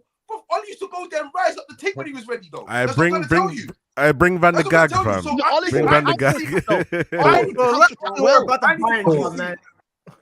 That's a big pause. Yeah, but Ollie's counter attack was better. Well, me? Did I pause? I thought any rising of anything but poor has got to tell, man. Oh, yeah. Can I say something, yeah? Ollie's counter attacking style was better than Ten Hag. I can admit that. Ollie's at least was consistent. His counter attack was consistently better than Ten Hag. I don't think we've got control in our counter attacks. We don't have a presence. Broski is just literally off the cuff. Everything's. You know what? On that I don't side, see it enough. You know what I've noticed as well, yeah? And the players, let me say it before Marcel gets upset. The players need to finish their dinner. There's an aspect of that. I agree. Oh, well done. You're adding it in. Well done. At the same time, though, like, they're always overthinking things. And when you see players overthinking things, you have to go back to, are they being bombarded with too much information? You know what I'm saying to you? Are they really thinking freely? Because whenever we go on the counter, it's not fluid. It's not just certain. And you know the biggest concern I have, Said, like Bruno Fernandes, he's got his flaws, but I big him up because he plays the way he plays. He's shameless. He don't go into a shell. He'll always be him, and I respect that from an intangible point of view. But now I'm seeing Bruno messing up counters, killer passes. Yeah, the things that he's actually good at, he doesn't even get his shots on target anymore. It's just bad, man. Not even a shooting, just final ball, and he's overthinking it and getting it wrong. Garnacho tripping over the football, thinking, "Oh, I need to get it out my feet so I can." It is not a good sign. Slow down. I mean, I've always said this about this system. This system requires the highest level of efficiency that you can find because that's all our chances come from counterattacks. That's pretty much it, right? In my opinion, that's all we get our chances from. So you need high level, intelligent players that are going to be efficient in front of goal. Garnacho's not an efficient player. he'll score about one every 5 chances pretty much, and he'll mess up about 5 passes himself. You have Bruno, who in my opinion, you're adding fuel to the fire when it comes to Bruno. You have a guy that wants to make that killer pass, but last year you disciplined him. You're like, when the pass is really on, you make the pass. Otherwise, let's keep it a little bit more simple in most games last year. This year, you told him, just pass, just forward, vertical. Casemiro, the same thing. Casemiro, every time, hoof. Even when we begin our half, let's say second half right against Luton, I saw 4 long balls by the center backs within the first 10 minutes of the second half. Varane's launching the ball long. When has Rafael Varane ever launched the ball long like that? He's never been that kind of player. He's always been pass it out to the fullback. Let's keep it simple. So this manager is forcing players to play in the way that they don't have the capabilities, the facilities to play with. In my opinion, Rashford, I disagree, Michael. Man can't be talking about playing efficient football and that, and then talking about, and he wants to play efficient football, the highest level of efficient football, and then talk about Mason Mount being your prime target. Are you taking a piss? Like, Mason Mount's an efficient player, to be fair, in some aspects. But you know what it is, Michael? This is the concern. Last season, we were number 1 in the Premier League for counter-attacks. Yeah. With those same players that you criticised, even Anthony in there. All of his goals came from counters. Us winning the ball back turnover. Most of his goals came from them situations. So when you see every single player in the attack decline in that specific way, it's a big worry. And I've been worried about that all season. I'm like, hold on a second. We're not even good at counter-attacks no more. Something's wrong. I don't know what, wrong, bro. But for everyone to fumble all of them, when last season you could do it, and that was your bread and butter under the previous coach for some of those players, and now you can't score. Even the little things, like you said, Bruno was good at. He's lost it all. Like even the little things that were left. When's the last time you see Bruno do a flick in a counter attack, like a little flick back heel that he used to do under Ole? I don't see that no more. Something, the chemistry, the information, whatever's going through their minds when they're attacking. It could be confidence as well. It's something's not right, man. Like counter attack. I don't know what it is, yeah. But like I said, I'm not taking no belts to arse and Etihad. I'm telling you that straight. You know what it is? It's like how you don't have bread and butter in your kitchen. Something's wrong. What happened? What'd you do? What'd you spend the money on? Where'd it go? Like counter attacking is bread and butter for Man United, and we can't even do that properly. Something's not right, man. You know what? Listen, I've always said Bruno Fernandes has an expiry date. You know, you feel me? Like I've always said that in that. You got an expiry date, man. Watch how you talk about Bruno around me, man. The expiration date is here. The expiration date is here. It is expiring. Tell him in the summer. Tell him in the summer. Go and get a better player than Bruno Fernandes who can work in the system as well, because you're always going to cater towards Bruno Fernandes' needs. And when you do that, for me, too much, it takes away a lot from the team, man. You're then having to play one system. Sorry? I'm disagreeing with that, though. We're not catering to Bruno's needs right now. We're not catering to anyone's needs. This team's not built around no one, say. This team is not built around anyone. It's not built around Rashford. Because I'm saying, no, it's not, because Rashford's doing... Because there's a lack of control. There's a lack of control. That's the coach, though. That's on the coach. He's the one that's telling them to play these killer passes. Yeah, but I understand that. The coach himself. Yo, Said, we have a deep line playmaker, a prodigy, and we don't even get him on the football to play mate. Yeah, that's look where the midfielders are set. You have Bruno left center mid, where the left center mid is the one that gets the most touches in the midfield, and you have Kobe at the right center mid, just there as a passenger. When it should always be flip flop, it should always be switch. Maynard should be the left center mid, and put Bruno right center mid, and put him in the right zone, and just have him spam the ball into Hojlund. That's all you got to do. It's not that complicated. How come Kevin De Bruyne is allowed to do that at City, but we're making Bruno doing Andrea Pirlo deep line playmaking? Also, where De Bruyne does it though is different though. Where De Bruyne makes sure he plays that risk pass is different. Obviously, De Bruyne is a different level, but at least put Bruno in a situation where he can maximize his ability. You're playing Bruno. You're making Bruno have to use his athleticism, which he severely lacks. You're trying to make Bruno to be a ball carrier, which he severely lacks at. He's not a ball carrying midfielder. He's always been a final third midfielder where he just has to put the ball into the box. Mainly's the one. Mainly's the one that's meant to be doing all these midfielder things. He's the one that can do a shimmy and get past the players. The reason why he completes 6 out of 7 dribbles every single match. He's the one that's meant to be doing that. Even if you look at it from a tactical point of view, which why this coach baffles me. Like, you got your players back. You could have doubled back to how you were. Mount's been missing all season, so you could have doubled back to how you were playing last season. You had a deep Another line fraud. playmaker last season that wasn't even a deep line playmaker. Eriksen's not a deep line playmaker. That was a hybrid situation, and he did the best that he could. Then you get Kobe, and tactically, you don't even have the same approach. I'm seeing Casemiro and Dalot fill that position and build up play in the 6 more than he does. He's moving away from the football, ended up on the wing. And all that happens with Kobe, because of his individual, like because of his skill under pressure, whenever he ends up in a situation where he has to show you something, he can, right? But he's not. You know how you were saying before, the team's not built for nobody. It's really, who's the team built for? Really and truly. Sandro Martinez, that's about it. Sandro Martinez. And even him barely. You're making him cover. You're making him cover wide spaces, which is his weakness as well. That's why I just don't think this is sustainable, man. And now with Hojlund getting injured and probably more injuries to come. You see what the manager's saying, by the way? I don't know if you guys are seeing. By the way, I think we'll beat Fulham. All the negativity, I think we'll beat Fulham, by the way. Let me just say. I think Forced away in the cup, though? Forced away in the cup? Is there any Martial fanboys here? Is there anyone that rates Martial here? I've got some good news for you guys. The manager spoke about Martial, and guess what he said about him? He said, "Here, coming back this season. Last year we played our best football with Anthony Martial." So why did you try and sell him in January and lie about him being injured? No, but the thing is, though, what does he mean by this, though? Like, is he saying that he still rates him?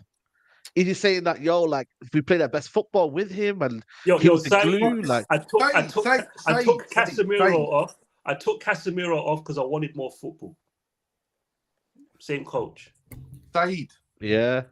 Like, this is the man that told you that was waxing lyrical about David De Gea. Do not listen to his garbage, bruv. Don't listen to his garbage, bro. That's the only good thing that Ten Hag has done, by the way, in his reign. Get rid of De Gea. I think that's the only praise I'll ever give him. Only praise I'll ever give him.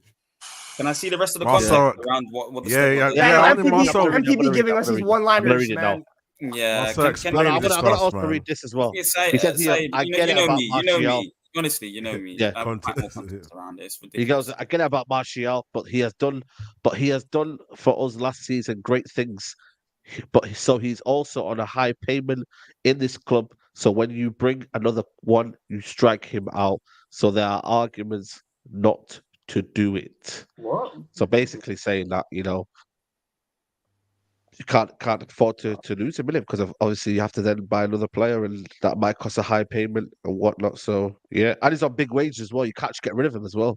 So yeah, but you can lie about him being injured and have his agent call you in the club out and wait, is he trying to say that if you brought another striker, that means Martial would have to be isolated from the squad, and he don't want to do that?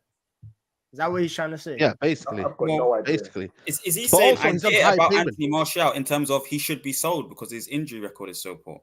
But he has done for us great things last season, and he's keeping him on because he's on high wages. It's difficult because of the FFP. That's what it looks like. I'm not gonna lie to you. Yeah, I'm not gonna lie to you. As a manager, you should be just discussing the predicament that you shouldn't be talking about finances, financial stuff right now. Yeah, especially in terms of Martial. Martial's leaving at the end of the season. When I said, bro, tear up his contract and fuck him off. No one believed. No one wanted to do that. It was like, it was only 6 months. Oh yeah, I was with you, Traps, on that one as well. So why now? Why is he now sitting in the press conference talking about finances for? Like, he's not playing. He's gone through his thingy. Obviously what's happened. Just fuck it off. Yeah. Don't even talk about it. Why are you talking about Anthony Martial when you got a game tomorrow and he's not involved? We need more context. It says here.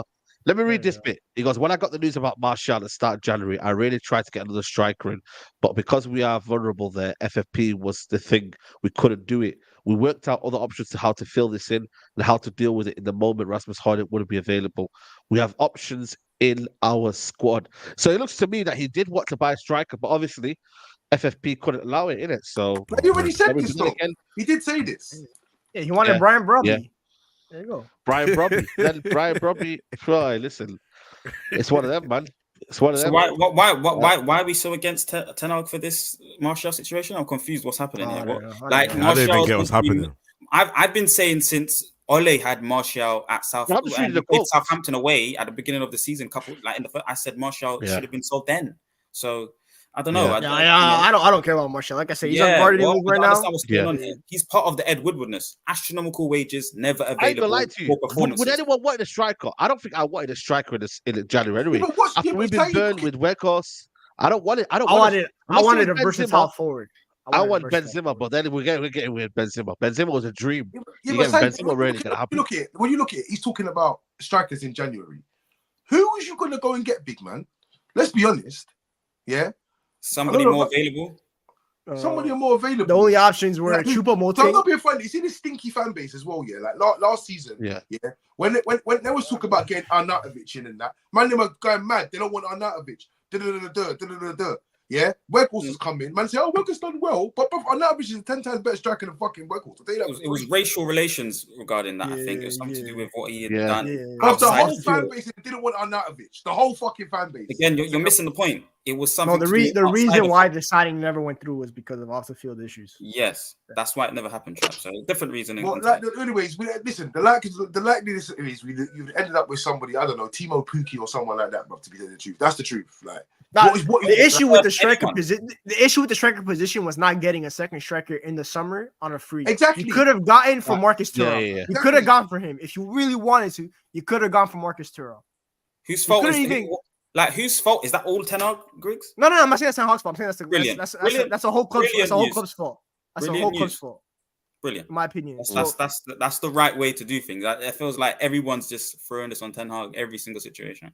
But it's we're trying to find a balance. Do you know what it is, though? I'm not trying to find no balance, but because the truth is, there you go, Saeed. There you go. I'm not trying to find no balance. There you go, Saeed. You know what it is? There you go.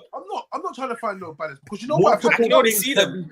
I've had enough. I've had enough of the excuses. At the same time. Is that enough? Is that enough? At the end of the day, if you're gonna go buy players, you're gonna go do what you're gonna go do. Like you've gonna got a loan, regular on whoever you're gonna do now. You wasted money on that.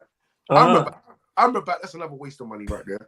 Yeah. So all this other stuff you're doing, like realistically, you've gone into the season, you've blown your budget in the summer, going into the season knowing full well that you may need, to make some adjustments in January. Poor management again, because like I'm not gonna lie to you, if you give me that money, I'm looking at what's the best I can do with this money right now. Yeah, that's the truth. Yeah. So when you get to these stages, who do you blame? Who are you actually blaming here? Are you blaming? You can't blame. You're blaming the board because they've given him a budget. It's not like they haven't given him no dough. They've given him dough. So who gets the blame here? Well, I think Richard Arnold at one stage came to a bar and he said that there was that the money or whatever. He spoke to some fans. He talked about the money situation, and it's the club. You know, again, I want to prefer. I like to throw percentages on things, but let's not do it in this situation. But it's the club that has a percentage of blame that sign off the eccentric fee for Casemiro, the overpriced fee of an Antony. They have a percentage of blame for this, Travis. So you're talking about they have a budget. But Anthony's on Ten Hag because this club would have never scouted Anthony if it wasn't for Ten Hag. Griggs. You're missing the point because I've said there's a percentage. There's a percentage. I understand Ten Hag has a degree of blame. I'm not saying Ten Hag does not have a degree of blame. There's a percentage on it though, Griggs. Marcel, listen. It works in tandem. Listen, yeah? We did not know this either. This is revelations that have come out in recent months. We never knew this at the time. Antony was evaluated by Oli and them boys, for 25 million, So the club has made an evaluation. They've already made this evaluation, 25 mil, Why have they gone above this? What? Do you think they think, in the space of how many goals did he score? I think it's like 9 goals or something. Nothing brilliant. That's raised his value by another 65 M's or whatever it is. Is that what you think? No, that's not what I think. So firstly, bearing in mind, can I tell you what I think? Listen, hold on. This manager has control, over like he can veto deals, he can stop deals when he wants. If he thinks they're not good enough, or he thinks whatever he thinks, he can stop the deal, right? Why do you think you're gonna blame the board for going to spend £80 million on Antony? Whose fault do you think that is? So, like I said, there's a percentage on these things. So I'm saying that the whole structure has failed itself to a degree. The manager who he's working in tandem with above him, they've all failed in this regard. You've just told me a claim, by the way, thus far it's a claim that Ole knew that it was 20 to 25 million. I accept that claim, whether it's true or not, whatever. Okay. So now the club has had Ten Hag's obviously pushed for it, but they've dragged their heels on this to the end of the window. That's a problem, isn't it? Don't you think that's a problem on their behalf? Here's he's the pushed for it. Go into the market when he's pushing for it, and you might have got a cheaper. All right, no, hold on. One second. No, I need to present the fact. No, I can't let him off the hook. Wait 1 second. Let me just answer this question. Look at them saying like rats. Wait, let me just answer the question. Like rats. So Marcel, I have to jump in because you've let him off the hook. No, wait 1 second, man. Wait 1 second, man. I can't. You've let him off the hook. Marcel, listen. Yeah. Marcel, My you said this, right? You turn around and you've got to say that the club must take the blame, for dragging their. I was like, let me out. Marcel, you listen? Are you listening? I'm listening, brother. I'm listening. So listen, you said that the club's dragged their heels as a result. In this summer, they've gone and bought a player, for how much they pay for Mount? 60. 65. They paid 60 million from a year left on his contract, and they did it quite quickly. Who's to blame for this now? So there's a degree of tandem. It works in tandem. This is how so it they works. move too fast, pay too much. It's their problem. If they move too slow, they pay too much. It's their problem. I've not said it again. Griggs is not paying attention because I've already addressed the situation with him. So he's already up to date.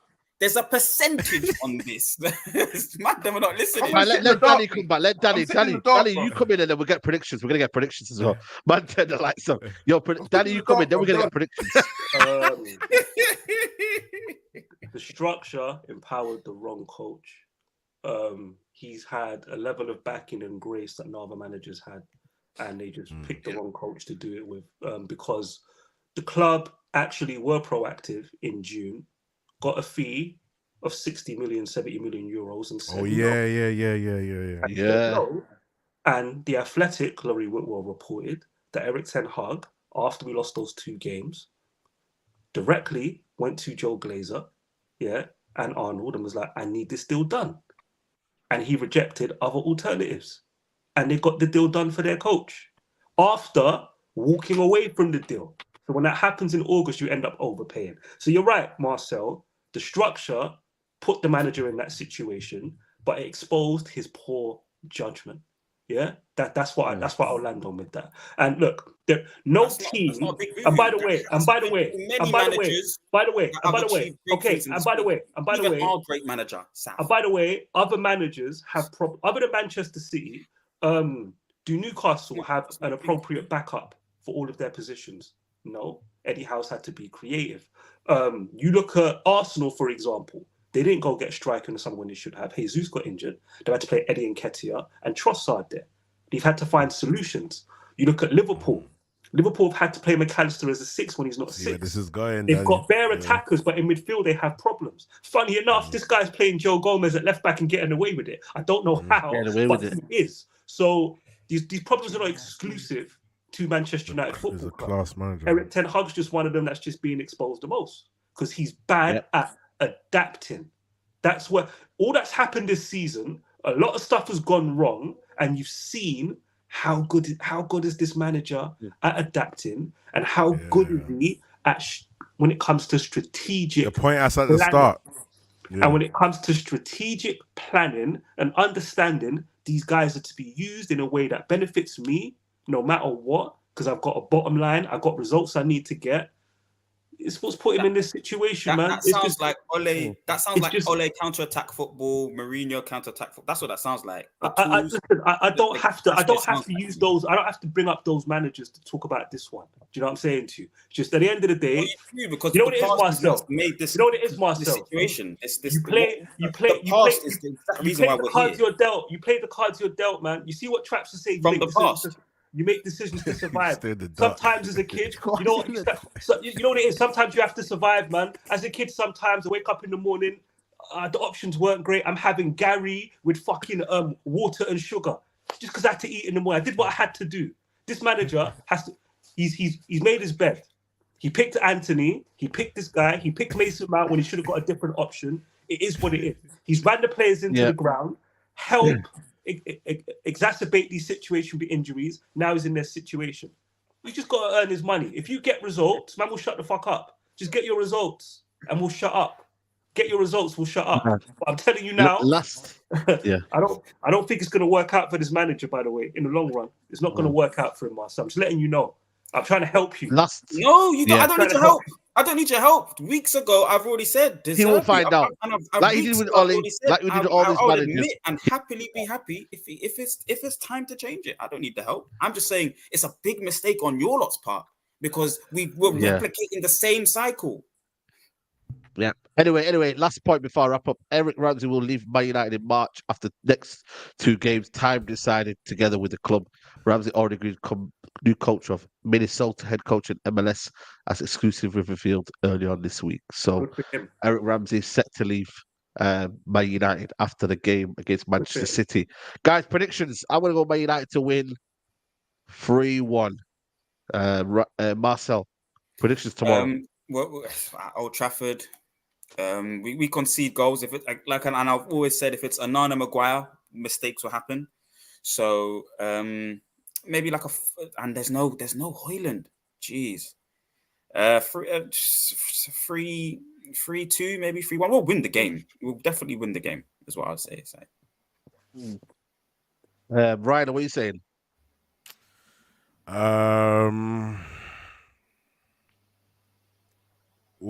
Fulham. I think 2-1, man. 2-1. 2-1, 3-1. United. Yeah. Yeah. Okay, Griggs, what are you saying? Well, last time we played a game without Hojlund, we scored 1 goal, luckily, against Forest. So the pass is not looking favorable right now, but I don't know, 2-1. Probably somehow, some way we score goals. I think Casemiro scores tomorrow. I don't know why. I have a feeling somehow Casemiro. What you saying? A mad header, Ericsson. Yeah, something like that. Off a set piece or something like that. Yeah, something like that. Say less. Big up to Danny, man. Come on, man. You were meant to leave at 10 o'clock. What happened, man? Thought you could only stay for half an hour. No, I feel better than I thought I would have been battling the cold, innit? Okay, yeah, same, bro. Same. It's getting back now. I don't know what's going on, man. When was the last time this Marcus Rashford guy scored a goal? Okay, it's only been 3 matches. Yeah. Okay, he's gone 1, 2, 3, 4, 5, 6 games previously in the season without scoring. Ain't scored in his last 3. I'm gonna go with 1-0 or 2-1. I think we'll win by a goal. That's what I think will happen. Yeah. But the performance is going to be garbage. He's locked. He's a locked character. I'm here, man. Marcel's defeated me, man. I'm finished. Don't worry, man. Why am I still in the light? You're in the dark. Oh, God. I'm saying you defeated me, bro. Oh, my brother, come back, man. This is just debate.